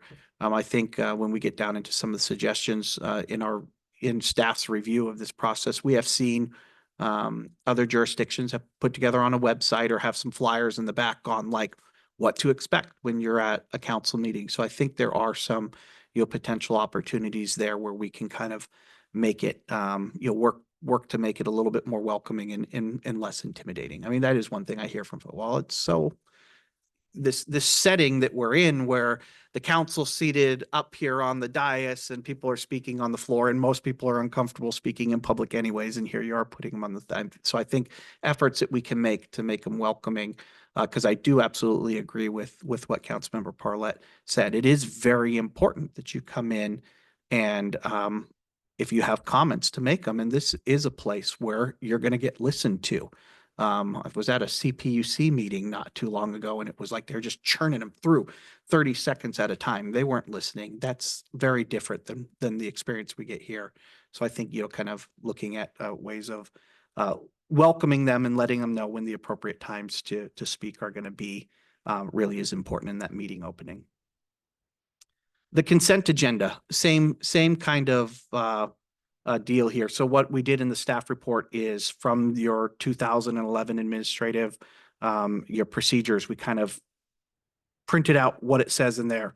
I think maybe there's probably some clarifications that, at some point it might be worth going in and updating that 2011 document. I think Mayor Costa did note to me that there's still some references to the redevelopment agency and some other things. It's probably, something that we may want to look at updating in the near future. But really, I think this once again is an area where maybe a little bit of scripting on what the consent agenda is. Why are we not taking these ones item by item? How, how you can comment both as a council member and as a member of the public. Those would be, essentially the areas of opportunity. But really, the consent agenda is routine business, non-controversial, as we state, and is stuff that rather than taking up too much time, we can, kind of go through in a quick manner, unless, of course, there is something that we think needs to be pointed out, and there is a process for being able to pull that off of the agenda or off the consent agenda and speak about it as a regular agenda item. But once again, that could be sort of a foreign concept if you're not familiar with the way that with these runabouts. So, I mean, I think that's where some of the opportunities may be in scripting a little bit more than just listing the government code. And I think I've had a question and haven't been really sure so a council member can request an item be removed, and it sounds like a member from the public can offer a thought that they would like it removed. I mean, council can pull an item, but a member from the public, what is it that we invite the public to do? What is it that we can invite the public to do in terms of their desire to speak more fully on have an item dealt with on the regular agenda? So just like any other agenda item that's listed, the public can come in and speak to it. And so in this case, they've been kind of clustered all together. So rather than having, going through each item and stating that you can come up, we have it as one central kind of point in the conversation. And based off of that input from the public, you might change your mind as a council member that, okay, no, that's a fair point. Maybe we should hold this off for further discussion. But because it's on the agenda, the public does have the ability to come up and comment on it. So we're kind of commenting on it in a slate rather than individually. Or maybe it's just an event that someone's doing and they've shown up and they want to come up and just say, thank you so much for considering our event. We're really excited about it, and that's great. And sometimes, just making sure that they realize, hey, we are going to vote on this all at once. If we see them out there, making sure they understand this is your opportunity. 'Cause sometimes they wait because they didn't realize that we're already past it. It seemed easy and to picture inviting public comment on those consent agenda items, but considering whether an item should be removed based on the desire and input from a member of the public rather than from somebody from the council, I wasn't sure how we got that. I see kind of references to it. I saw it in the policy that some other document that I was reading in preparation for this, and here, what's the language? It says member of the public can request that a council member pull the item, something like that. How do they do that? During that public comment period, they can come and go, hey, item C I think needs to be pulled, and they can state their reasons, and then you can weigh that. That's fine. Not to the belabor. It sounds like the comments come after we've discussed whether we want to pull an item. Then we open it up for comments on the consent agenda. So You could. I mean, you still have the decision to pull it because you haven't voted on the. throughout the We time, haven't throughout the voted entire on time. the Yeah. Okay. Consent Yeah. agenda until That after works. public comment. So if someone says you just absolutely can't do this, Yeah. then we can say, okay, let's pull item B and talk Gotcha. about it. Then it would come back up after Okay. and they could tell us more. Thank you. But I think it lends itself, I don't think that that's a question that somebody isn't going to have. So I mean, I think that does lend itself to, the idea of scripting that out a little bit more on how you can participate is important. The next one is public comment. I think this is probably the, kind of the bigger section. This is, for agenda items, or for not, these are for speaking on items that are not appearing on the agenda. And it gives the public the opportunity to come in and voice their concerns. You have a number, you can't take any formal action in regards to anything that's presented to you. But you can, if it's something that you're like, hey, that's an important piece. It is something that, with the majority of the council, you could say, hey, we need to, staff, we need to see, more information on this. Let's schedule this for an upcoming agenda. I mean, so that is an option that is available to you. But I think the area we do want to be careful is that we're not getting in and discussing it because per the Brown Act, if it's not agendized, you can't really take any action on it, but you can state that we would like to see it, put on a future agenda. And, I think there's a lot of different ways that you can handle this. I think that, we don't really get into many situations where we have a room full of, a giant number of people looking to provide public comment. So we don't really ever kind of adhere very strictly to that 3-minute rule. But it is something that you do want to consider and kind of provide some reference to, because at some point, maybe down the line, you will have a situation where you need to, adhere to that 3-minute rule. And it's important that you have kind of a fairness procedure in how you're conducting that. So I think that's something you don't want to be.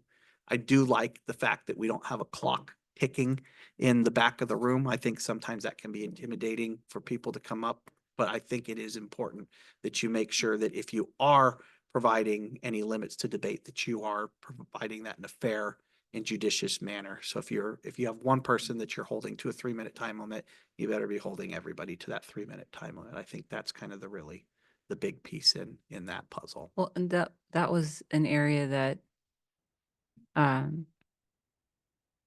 don't like the 3-minute rule, but I understand that we need that there is an understanding that people have to have, this is relatively brief. So how do you set up an expectation without being limiting? I thought, maybe we could say 5 minutes, or I've been for the last couple meetings putting no limits. I wonder if it's just the thought that somehow conveying that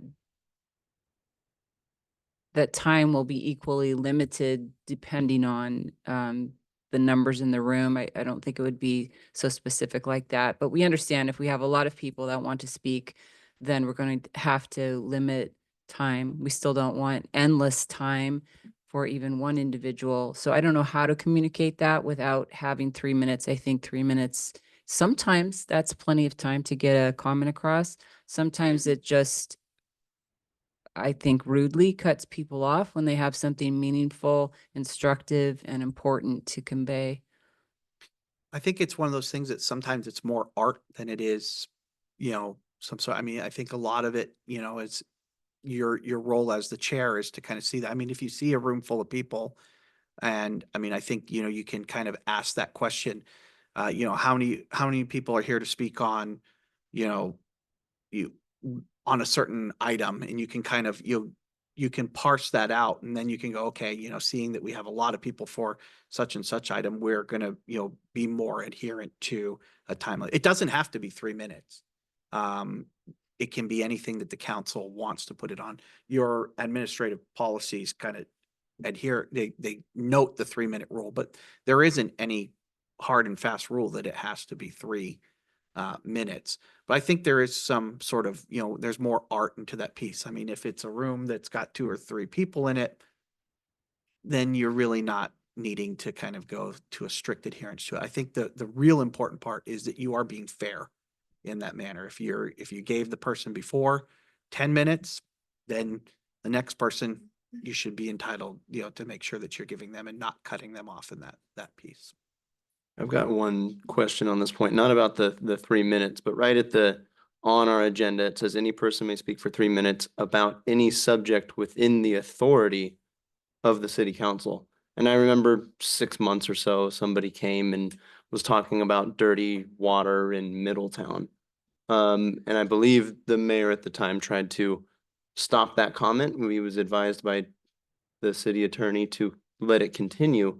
How do we encourage people to speak, but not just about anything? I mean, is there a way to make that distinction?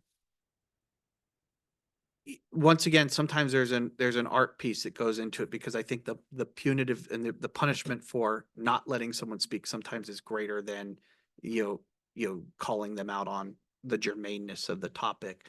Sometimes the best practice is to give them their 3 minutes, thank them for coming up, and Okay. then just moving on. But yeah, I mean, you're right. I mean but I think the kind of conservative approach is to err and let people have their moment to speak. Okay. Within reason, obviously. I mean, if they're going on and on beyond that time period. But once again, if you cut them off at 3 minutes, then you should be prepared Cut to everyone cut everybody off at 3 minutes. Okay. Madam Mayor, not Madam Mayor. Just one thing too that I've noticed after sitting through many public hearings is I've noticed some of the chairs will say, if please limit your comments to something new that somebody else hasn't already said. I think that's been really effective in this council. So then folks will come up and say, I'm opposed to this for the reasons, that were already mentioned, and then it can kind of make things move along. So that's something that could also be added in a potential script situation, or I don't know. No, that's a good point. And that's also part of why the 3 minutes generally works, because people tend to repeat not only what other people said, but themselves. And you can get a lot out in 3 minutes. It's just leaving some room to adjust, when someone maybe is talking about another area of the county, but you want to just give them a little room because everyone else is listening and they don't want to feel like they can't come up and speak. Yes, and I can picture all of those things being useful and seen them be useful. I've also seen and felt the effects of what appeared to be people not really having the opportunity. And I've heard people comment in the public about that it didn't feel like they were being heard or listened to. So, and I think that those things are going to exist regardless of what we do. You can't please all of the people all the time, but I'm hoping that our whole council would be hoping to find a way of doing this that causes people to feel they genuinely had the opportunity they needed to say the things they need to say. Some people come and provide us with a great deal of really valuable information, and that can't necessarily come out in 3 minutes. Other people, what they have to offer takes a lot less time. So I'm just still kind of wrestling around in my head how to make room for all that in a way that rolls out fairly. And I don't want to, people have the opportunity, they have the freedom to express themselves. They have a right to express themselves. So I'm hesitant to give direction that would limit what they're allowed to say, perhaps encourage them to think about whether it needs to be repeated. They feel strongly about it. I think they have the opportunity to come up and say it, perhaps, but those are just thoughts right now coming off the top of my head, not making final decisions here, clearly. And I think, that really comes into play too on topics that bring maybe an emotional charge level to them as well. And so I think there's, there's kind of a, not everything that we, take action on is easy. And like you said, some people are going to walk away not happy with the decision. But I think if it's being done correctly where people feel like they're being heard, then at least you're going with that. So I mean, I think a lot of that has to do with how it's being conducted too. I mean, I think some of it has to do with, I think that it's important on we'll get into it a little bit more when we talk about, public comment on agendized items. But I think there's, you don't want to engage and start, battling into discussion with someone who's giving their comment. I think it's just important that they're providing that time. And, even if it's just, you might want to remind them at the end, because sometimes they're sitting there waiting for you to take action, then reminding them again, unfortunately, we can't take any action. Thank you for, providing that input. I just want to remind that, because this is not an agendized item, we can't take any action on it tonight. Because I think some people get really concerned, like, okay, I've told you now what, you're the council, what are you gonna do about it? So I mean, I think, recognizing those opportunities to once again note how that public comment piece works. And like I said, if it's an item that three of you feel really strongly about, you can say, hey, thank you for coming out tonight. Kevin, or, we'd like to hear more about this and put it on a future agenda item. So I think a lot of it has, comes in reading those situations. Because that does happen on occasion. But I think there's more to be said in regards to how those get handled during public comment when we're on an actual agenda item too. I think that there's kind of a different rule set that kind of comes into play as well. Any other questions on that one? Presentations and proclamations. I think that, these are really, they're kind of more one-way communications. It doesn't mean that you can't, take public comment or you can't take input, but they really are meant to be kind of informational, agenda pieces to the city council and to the community as a whole in regards to there. But so I think that we want to, I mean, you can, if you feel that it's necessary to take additional, clarifying questions and other things like that. But once again, you also have the option that if that's an item that you think, hey, we need to know a little bit more information on that, it's another opportunity where the council can say, hey, we'd like to see this as an agendized item because I would like to hear more about such and such. But really, when it's there as a proclamation or a presentation, it is really sort of a one-way communication opportunity. But if you feel strongly that this needs to be something that's discussed more, we can, and there's an opportunity that it can show up on an agenda on a future meeting.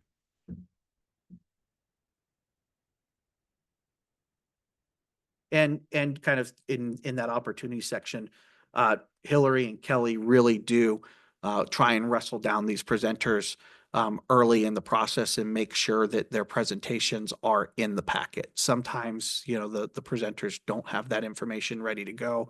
We try and make sure that we have it posted available, but we do really try and wrestle people down and make sure that that information's in the packet so that people are, that who might not be able to attend the meeting but are interested in that do have access to that material. Is that fair, Kelly? Well,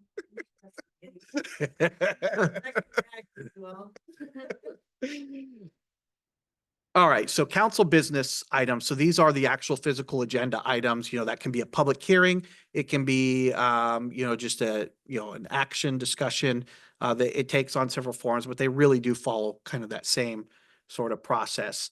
And, I think, I don't know that we need to script it out for every single item, but I mean, if there is an item that, all of a sudden the room is full, it might not be a bad idea to kind of go over how this works because it is a little bit, it's not the way where you would conduct conversation in any other portion of your life, right? I mean, so, but the way that it normally goes is, the mayor will read the agenda item, council or the staff will provide a presentation, Then we have this section that's the questions. I think if we are sometimes getting off track with this body, I think every once in a while, just the informality of it, we do let our questions kind of tail off into the discussion realm. And, you know, that really is meant to be sort of clarifying questions, because the important thing is before we enter into that discussion as a council, you have an opportunity to hear from the public. And then so after that clarifying questions, you're opening it up to the public to hear their ideas and their thought processes and things on that specific agenda item.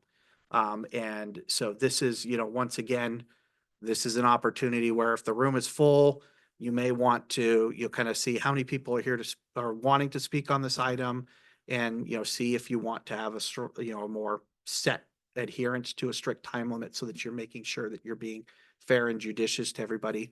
But if there's only 2 or 3 people, it's probably not that big and important. This is, you know, one of those areas where sometimes you might have somebody who wants to come up and speak a second time. And I think that that's where you want to make sure that, you know, before you let somebody come up, speak a second time, it might be appropriate to kind of say, you know, is there any, you know, before we allow, you know, someone to come up and speak again, is there anybody else who wants to speak on this issue? Once again, everything kind of relating back to making fair that it's a fair and judicious process. Kevin? Yeah. Madam Mayor, there's been some previous terms where someone will come up and say something, and then someone else will say something, and then they'll go sit down, and then someone else says something. And then I remember one mayor, it just over and over, yeah, you can come back up again, and then you can come back up again, and then you can come back up again.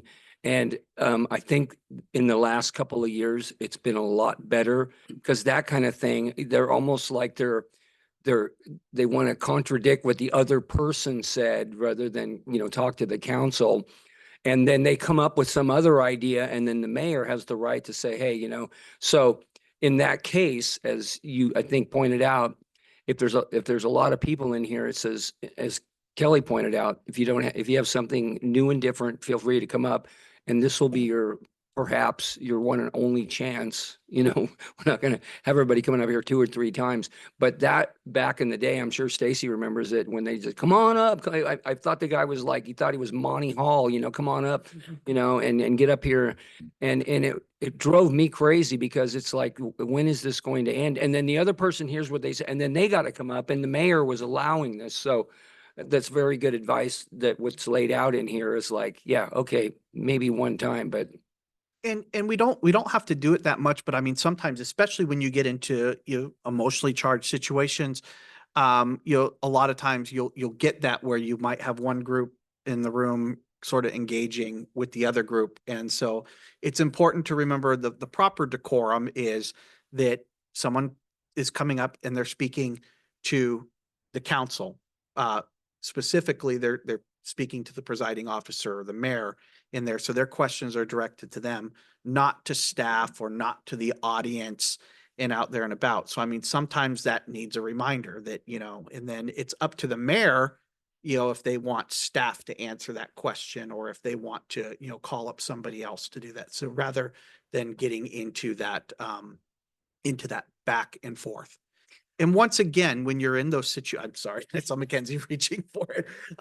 Once again, it's also, you know, sometimes the best option is to just let somebody come up, say their piece, and not ask follow-up questions, and just go through everybody before you come back to your discussion too, because otherwise you can get off on that tangent there. I would just note that it could also vary based on the context of whether you're considering something legislative, like adopting an ordinance, versus when you're acting in a quasi-judicial capacity, where you're really applying the facts to a particular case and you're acting as a judge.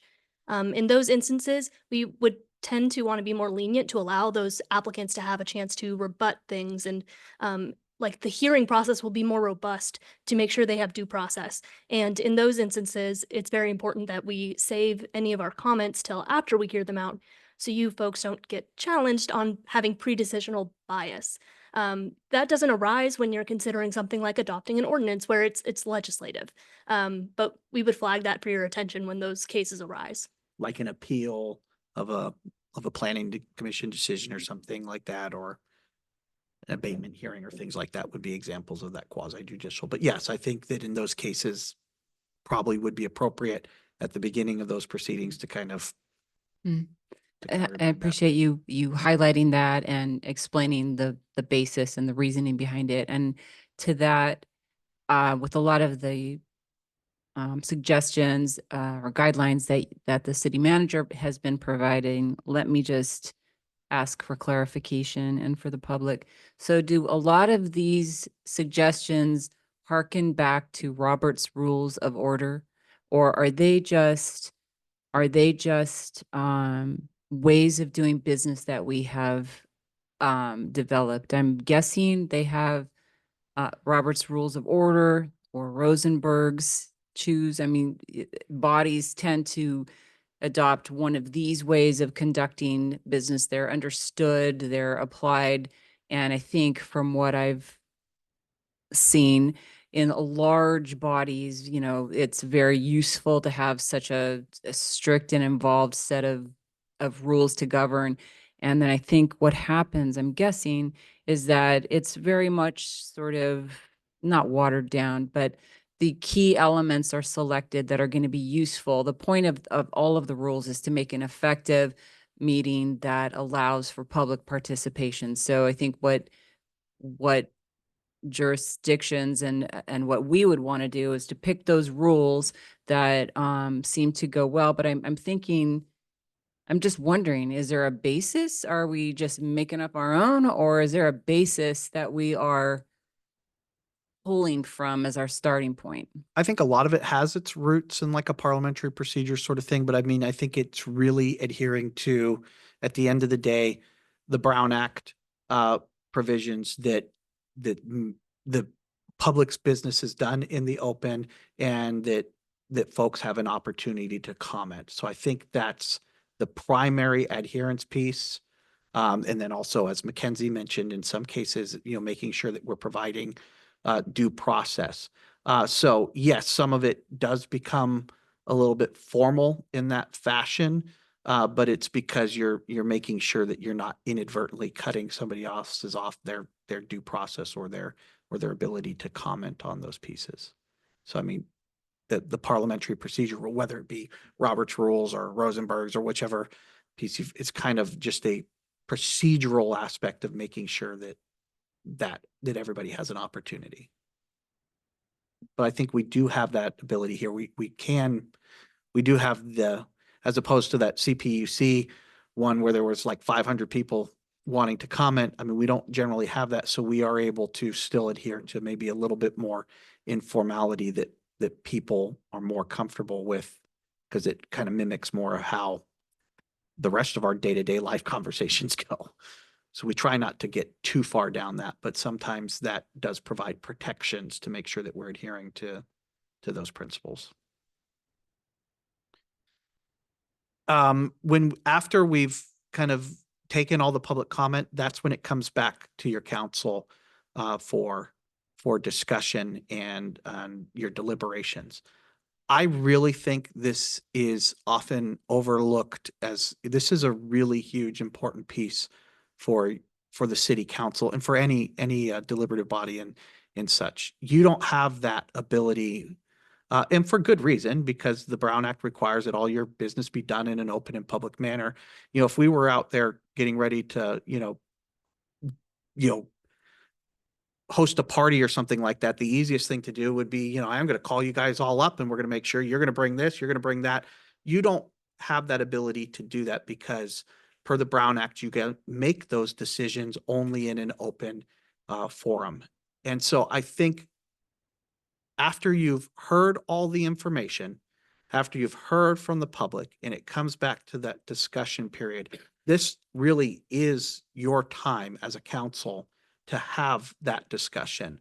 And I think, the other element of it is the public kind of wants to hear that you've taken their consideration seriously, or that you've weighed all those facts in those things. So, I mean, sometimes we come back and go immediately to a motion on a benign topic, but I think, I think this is an area that you want to guard. It's a very important piece to, your decision-making ability, your communications with the public, that you are taking information seriously and you are having a deliberative discussion amongst each other, taking all that information in. The other piece to that is you do have the option to always go back and open up the public hearing. So through the basis of your discussion, if it becomes, hey, I heard this person say, well, I heard this person say this, you can open that public comment up, have that person come up and, reiterate information. Or if you're discussing, maybe we want to change this and you want to hear from the public again, how they feel about this, you always have that ability to reopen that public comment period. But I think it's very important that you hold your discussion back to that time period. But it's also very important that you have that discussion time period. It's your only time as the body of 5 to actually have that discussion with everybody in there. So, I mean, I think that really is your time. You should guard it and use it as you see fit to have that discussion. Any questions there? Well, the thing that occurs to me after public comment concludes, and then you have a list, a cross exchange between council members, almost is in contradiction to, because when I think of, we got to discuss this, and say Stacy asked Brendan a question, and then Brendan's, answering it, and then, no other council member should speak until they've all spoken. I mean, it's almost like we're going to have a discussion, but it's going to be completely regulated. Stacy wants to ask Brendan a question, but we haven't heard from Parlett, Price, and the mayor yet. And I mean, it seems like during that period, if you're really going to set up a party or whatever it is, some big deal, and you really want to have discussion, it seems like that if you're going to dampen down rules and you really want to see a discussion going on, it seems like saying, okay, well, she wants to ask a question to Brendan because he's presenting something, and then I haven't spoken, and then he answers and he goes, well, what about this? And then what about that? I mean, if you really want to get to the meat of it and she wants to, kind of grill him on that to get to the bottom of it before Christina and I and the mayor have done it, when I read these rules, they should not be interrupted while speaking, no, they should not speak more than once. I mean, we're supposed to be grinding out something, and yet, but don't do this and don't do that and don't do this. It seems like during that period, if we're really doing this in front of the public and trying to get to the bottom of it, it's the decorum on that almost has to be a little bit less, stringent and more relaxed if we really want to discuss it. Because some of these things, I mean, we had one couple, weeks ago that was pretty heated, and, to have all these rules, okay, well, and I don't think we went by the rules then, thank goodness, but you see what I'm saying there? Well, I think once again, this is where it comes back. There's a little bit more art than there may be, hard and fast to it. I mean, I think there absolutely, is value maybe in that first go around to make sure that everybody's heard before you dig into it. But yeah, then at some point, if you're really got to dig it out, there might be a little bit more dialogue. And I think that's really where developing that trust among yourselves is important, because then, sometimes if it gets out of hand, another councilman, hey, Christina's had her hand up over there for a long time,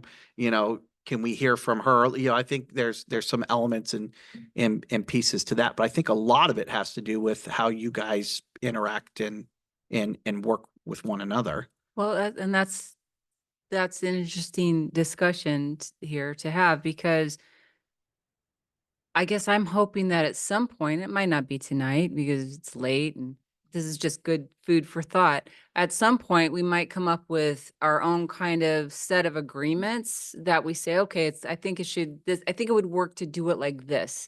And then we recognize that. I think that, for example, it gets a little squirrely and scary if there are no parameters to the conversation, right? And it feels too rigid and stifling if there are way too many parameters to the conversation. So I think it would be useful to identify a manner that we all believe we'd like to try. I think it would work like this. And I know it says that council would address their comments to the mayor, I believe, right? So it's supposed to go kind of like that.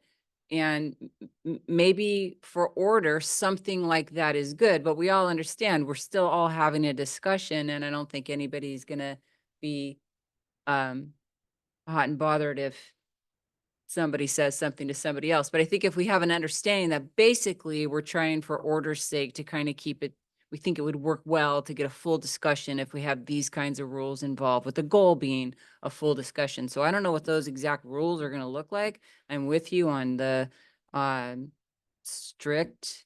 It can be too stifling. That's sort of the problem. But then it can be too, you just don't get there in the end if you don't have any construct. So at some point, I'm hoping that we can identify what we like that to look like. And I have seen the, some bodies adopt, policies and procedures and that address those sort of fashion, they can, I think we've got it listed in here and some options to consider the idea of adopting, 2 or 3 pages of cultures and norms or, code of conduct sort of thing. And then I've seen other jurisdictions that have a, 500-page manual too. So, I mean, I think really trying to figure out what is appropriate for this body, is an area that you can go down if you think that's worthy of further consideration.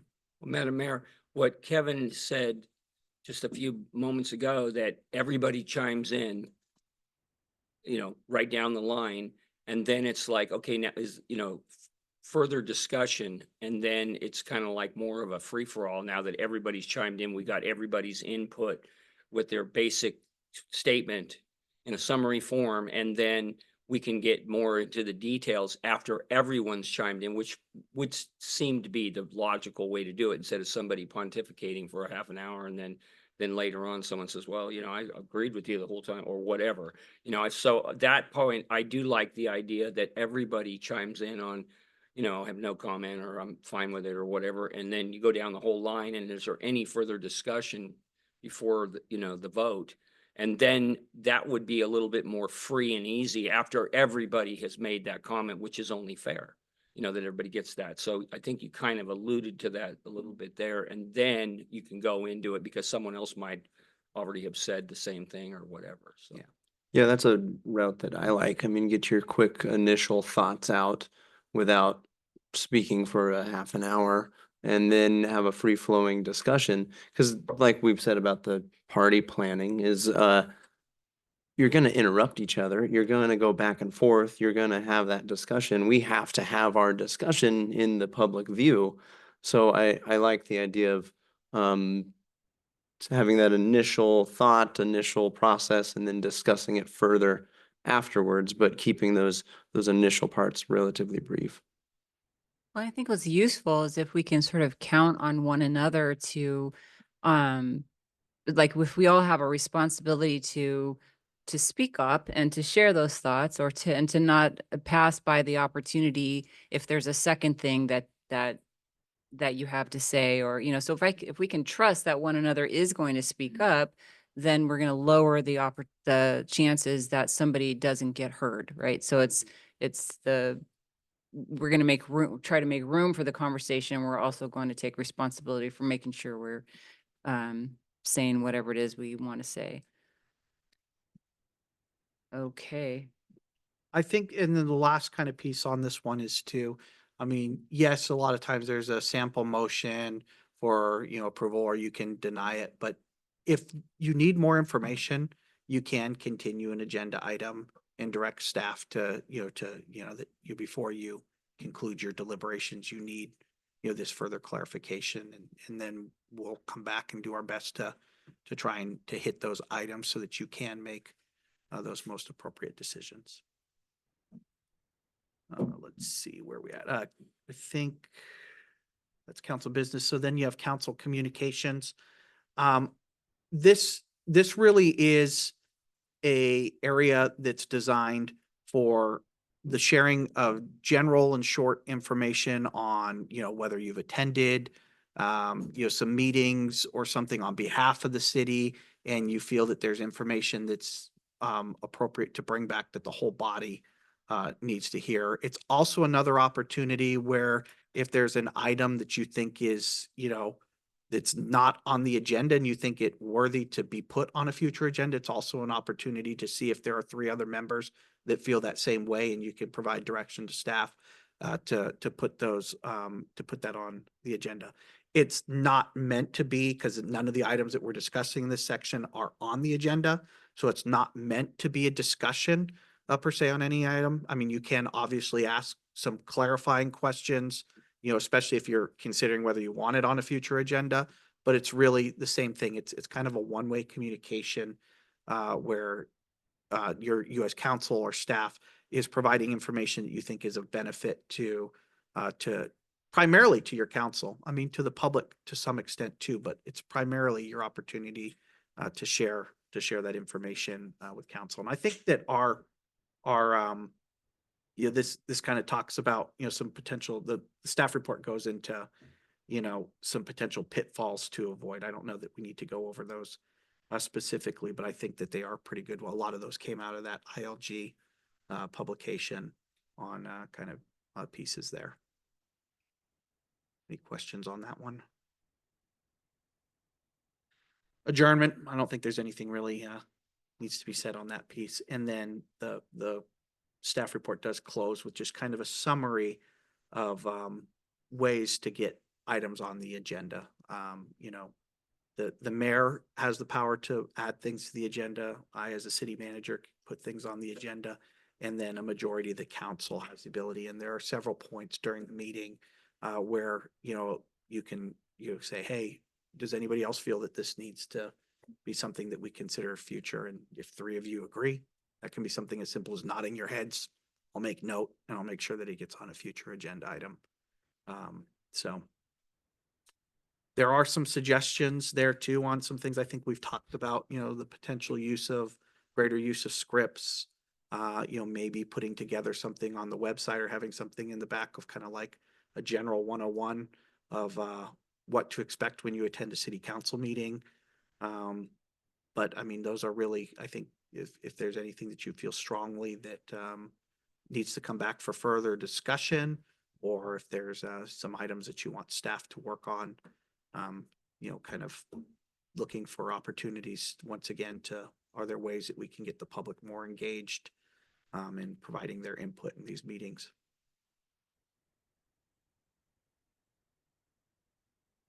Okay, so I know we've had the chance to go back and forth with some questions. Are there any other questions for Kevin as our presenter? If I might, thinking of how to get more people involved. I know the county does a good job with their board meetings and putting it on social media. Without diving into PEG and connection issues or whatever, is there a chance anytime in the near future we could put our council meetings on social media? Are you're talking about like how they have it on PEG TV and live and Yeah, you can just stream the board meeting on Facebook. we have been trying to work. There's some technical issues that we've been trying to work out with PEG, but that is a goal to get in there. That would have to be through PEG. It doesn't have to be, but I don't think it should, I don't think it would be. It depends on the platform that you guys would want to use. I mean, we're not currently using Facebook Live for the meetings. I think it's something we could look into, or we could use YouTube TV or YouTube. We do have a YouTube channel that we're not really utilizing. So I think there are options to stream and advertise to a broader audience. But I think it's something staff we need to look into. That's the only thing I could think of. I mean, yes, we could have a public guide and a citizen's guide to council meetings, which might help if they're here. But for a lot of the members of the public, getting here is the intimidating part. And sitting in the audience and coming up to the microphone, it's easier to participate just from your phone remotely. And yeah, we have the Zoom option, but I think a lot of people use Facebook more than Zoom. And like face-to-face communication, that's why. Yeah. Madam Mayor, Honestly. Yes. one thing in the past that works really well is recognizing if something's happened in the community, like the football team won the championship. And so getting the kids in here to celebrate them. And with that, kids that, I watched grow up would say, I didn't know we had a city hall, or, you are the mayor. So, finding the opportunities, not just with kids, but other things happening in the community, recognizing their contributions to clubs or whatever's going on, but bringing them in, it brings a new group of people in. It's a good time to put an item on the agenda that we want some more feedback on. But those are great ways to try and engage. Yeah, that's a good way to, I think, bringing people in here, and then just the word of mouth alone is good ripple effect. I've been thinking that it could be fun to invite people to come and lead the pledge. In other words, like a second grade class or somebody, their family, and they come and they lead the Pledge of Allegiance. And if they want to stick around a few minutes, they could offer in public comment, or maybe we just make, if it's possible, to make a little room for them. They just tell us about themselves, because I just feel like it's like Faces of Lakeport, what's going on out there and who is it that we're making decisions for. And so even if they didn't have to come and interact with the meeting in any heavy way, they could come and like bless us all by doing the pledge. And I think that's neat. yeah, so maybe we can do something, that type of thing. Any other questions for Kevin on this before we open it up to public comment and public input? No, it's getting late. I think people are probably getting tired. So is there anybody here in the room or online, here in the room first, that would like to add to this discussion, offer comments, thoughts, ideas, and how we can do well? Right, anybody online, Nick? Danny is now online and did provide a comment indicating that MP4 files can be ripped from Zoom and uploaded afterward at a bare minimum. Oh, thank you, Danny. He's good about like taking like those type of files and then making them accessible on different platforms if needed.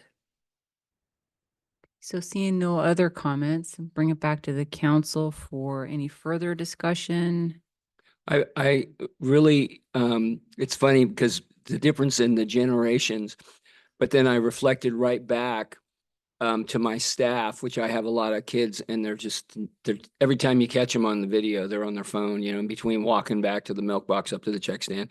And what Brandon said about the guide, when I first saw the guide, I said, hey, that's cool. And then he just put the kibosh on it, because the point is, and I've read studies on this, that kids, and matter of fact, when we were at the California League of Cities, I was talking to a guy while we were going to the food line, and he said that he had tried to have a conversation with his daughter about something about school, and he couldn't get her to talk. And then 10 minutes later, she was up in her room, and she texted him. And so it really made me realize that what you're saying about getting this telecommunication device way of doing it, it's so much safer. And then if they don't like what you say, they'll just unfriend you, you're just done. But you're so right, because as a generational person that's way beyond this, and I just get so annoyed, but you're so right, because having a guide, I'm not going there. And as Kevin alluded to earlier, 80% of the people, they said they'd rather burn up in a fire than speak publicly. But if you have their phone and they can text in a message or something like Danny just did, that would probably be a good outlet. But I don't think you're going to see the bodies here, but it doesn't mean we're not getting public input. And thank you for that. But you're so right. It's just I'm in a different wavelength, and when I see it, it annoys me. But really, that's how you get input. And so you're onto something there. And I think that's also how they engage, and not that we have to have somebody monitoring all the comments, because that would just be. He does. Well, I mean, there's ways to raise your hand on Zoom versus if you're on Facebook Live and you make a comment, there doesn't have to be someone there moderating all of that. I feel like it's just a way for the people behind the screen, like you said, to kind of get it out of their system, feel like they're engaging and being a part of it. And if it really means something to them, maybe they will come into City Hall, right? Yeah, I agree. Or not. I agree. I think part of our desire would be to know what they had to say. Right. Because this is Mm-hmm. how we want their input. So, I'm looking here that we're kind of being given the opportunity to think about next steps. For example, do we want to consider, not tonight, sometime, adopting a brief written guide for ourselves of council culture and norms? I'm not, I think we're talking about for us, how things we think are valuable, ensure that we're trying to accomplish X way of holding a meeting. And I think council members Parlet's example of how do we want this discussion part to be, it could be something like that. So I kind of feel like I'd like to hear what y'all think about it, because I think something like that, something brief but written, might be helpful because it solidifies a shared understanding of what we're all aiming for together. I don't know what your thoughts on that are. Or do we just want to do it as we go and all hope we're thinking alike? Well, if they're putting together a written guide, that would be something that would be up for discussion, that we, Kevin's been listening and he says, well, this is what kind of, I got the feeling, and then we could vet it out and, delete and add to it or whatever and say, okay, well, here's just basically what we think that we should be doing. I haven't seen any, deplorable problems with their demeanor or anything like that here. And the citizens guide thing, it says this is a new thing. I don't think would ever be a problem, putting that together and having it, even though I think that, as we just spoke about, that it's not going to be, people aren't going to be rushing in here. Well, now I know how to do it. I'm going to go down there and I'm going to tell them what's for. I think that the guide could be online, how to communicate online. And if we do that I think would garner more input than people, traipsing down here with all this pomp and circumstance and being freaked out. So maybe that citizens guide could be both, multi-pronged on how to enter into a conversation at the city council meeting on Zoom. And whether we're live or not, if they're on Zoom, they have the same, it's the same as streaming. And so there they are, they're online, and then they have something to say, and they have the guide, and it could be on the online website guide to online communication, something like that. And I think that would probably be more effective than setting it at the back table for the random number of people that come in, and they usually come in here with a vengeance when it's fireworks or whatever it happens to be, so. Personally, for staff time, I don't think that I need a handbook for us up here. I'd rather put the staff's effort into the public. I agree with that. Agree. Well, we already have ILG anyway. Yeah. Yeah, and it's just pull out what they do a great job. And Really I good. think Mayor Costa, I feel like the more that you're behind the microphone and that you construct your meetings and you get into your flow, that it'll just become more of a second nature on how you construct your meetings, how you can tell someone politely, your 3 minutes is up, or just, I don't know. I think that that you do a great job, and that it will it'll come into like a second nature almost, and we'll get down to a procedure, and if having it written out and like in a script is a good way to have it for everybody on the same page, then I'm okay with that. Well, we'll see. It sounds like most people don't feel that's necessary. And thank you for that. I think that some of my concern was for things that I thought could go better, Mhm. not necessarily, I mean, my own performance, yes, all of us, I think, are always working to do what we do better. But I think people, when they're here, they're sometimes feel disrespected. They sometimes feel like their opinions were discounted by the manner in which council members spoke and the things that council members said. And I think so there's some challenges just to the formality that has to exist in our meetings. And Mhm. so I think that's something for us to work on. How do we soften that a little bit while keeping the structure that we need? But I think there's usefulness in thinking about how to improve upon some things that have already been happening from Mhm. time to time. So And maybe that's just something that we'll have to continue to feel out and see if we identify them as a group. Doesn't sound like anything's rising up collectively for people tonight. So, but maybe, it was a lot to approach this evening, and we had a really long calendar. So there's probably more to think about. And we'll have plenty of opportunities to do that. Well, yeah, I have notes, and I think this will be something that, we can kind of revisit when we do start setting goals for the next fiscal year. I mean, if there's pieces that we want staff to, put time into, but some of these are a little less time intensive, and we can borrow liberally from other groups that other cities that are already doing it in that fashion. So And no, I don't think we need to liberally. we already have like a policies and something council policies. We have a lot of things. I'm not picturing, let's just add more. I was just coming up with, hey, let's see if what we all have some idea of what we think would be good to do so that we can enhance whatever it is we're currently doing. It'll come, we'll figure it out together, I'm sure. So, there's apparently no motion on this. It was just for our benefit. There was no public comment. So I think we're done with that portion of the meeting, correct? That's correct. All right. So I think that takes us to council communications. Is that right? And so for communications, it's called council communications, but it's not exactly. It's everybody's communications. So Community Development Director Howitz. Anowitz, yeah. So I just have a couple updates, about 15, 20 minutes. So bear with me. Yeah. New legislation since we started the Just yeah, so just about 20 minutes, a couple comments. No, I have nothing to report tonight. Good one. Officer Cooley. Chief Stovey has a report to provide. Thank Yeah, I just wanted to share out a little bit more information about the implementation of Prop 36.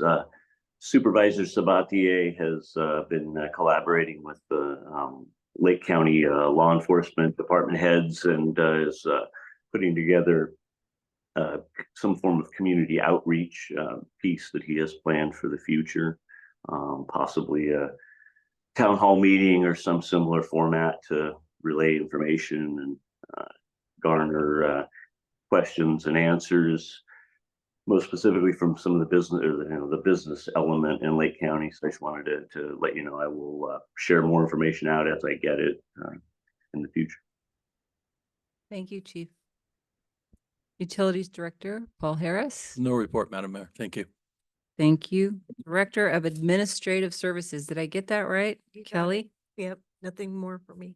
Great. Public Works Director Ron Ladd. Thank you, Mayor Costa. I have nothing to report.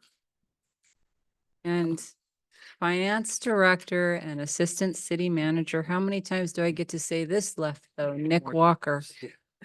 No report. Thank you. Thank you. And City Attorney Mackenzie Anderson. Nothing really to report beyond, as your city manager warned you, there will be some legal updates for you all to consider in the near future. Thank you. City Manager Kevin Ingram. Just a couple of things real quick. One, next week, Councilmember Price and Mayor Costa and I will be traveling down to Orange Grove to the League of California Cities new council member and mayor's training one. So who knows, maybe we'll get some additional, items that we want to bring back into the discussion that we just had there. But that will be next week. The following week, I will also be gone most of the week attending the Cal Cities City Managers Conference down in Southern California again. So I will be checking my emails and stuff, but I will be harder to get a hold of during those next couple of weeks. So we'll make sure to name a city manager designee. Get to do that to Nick one last time. But I will still have access to it, but limited availability in regards to we'll be in different sessions for most of the time period, but very exciting. Councilmember Matina. Yeah, I wanted to thank Ron and the crew for cleaning up all the Christmas stuff. I know sure it took a while to take it all down and pack it up. And the park looks pretty still. So thank you. LAPCO was last week and Supervisor Rasmussen was sworn in as a new commissioner. He'll be an excellent addition. Councilwoman Parlight, you'll get sworn in the next meeting. Shoot, I should have made a note. There's one more thing. I lost it. That's It's it. late. I'm tired. Councilmember Disney, No report tonight. Thank you. Councilmember Parlet. Well, this isn't under the jurisdiction of the council, but after 6 weeks, we got one case of eggs in, which is a big deal to some people. So I just thought I'd bring that up. Finally, we got one case. In 6 weeks, we got one case of eggs. So that's good news. For like 15 people. That's it. I have nothing to report. Oh, I thought of it. I will be attending the Cal Cities Housing, Oh. Community and Economic Development meeting on Thursday. Nick's going to Rev and Tax. Kevin's going to, Cal Ed, so Cal Ed. not related, but in the same vicinity. same area. Yeah. So let you know if there's anything new in the housing front. It can't be good. No. Yeah. Okay, so my report is that I had a brain strangeness. I had scrambled egg brains this weekend and I completely mixed up the date of the Police Officers Appreciation Day. I woke up on Sunday thinking I was going to go. Why did I think that? I don't know. I got it all wrong. I looked at something someday and it just got stuck in my head. I did the same thing. Oh, thank you for that. Cause I was mortified. I was mortified and I called Chief Stobie and he was so gracious, but I don't know that he should have been. It was so bad and I was so looking forward to it and I felt so bad because that's a group of people that I have huge appreciation for. The council has huge appreciation for, and because of that mix up, we weren't there. I wasn't there to share that appreciation. So I just wanted to do that tonight. And so yeah, we appreciate all of you, our police officers. You do a wonderful job. You help us feel safe. And thanks so much. Outside of that, nothing to report. I think we're adjourned for the evening. Thank you.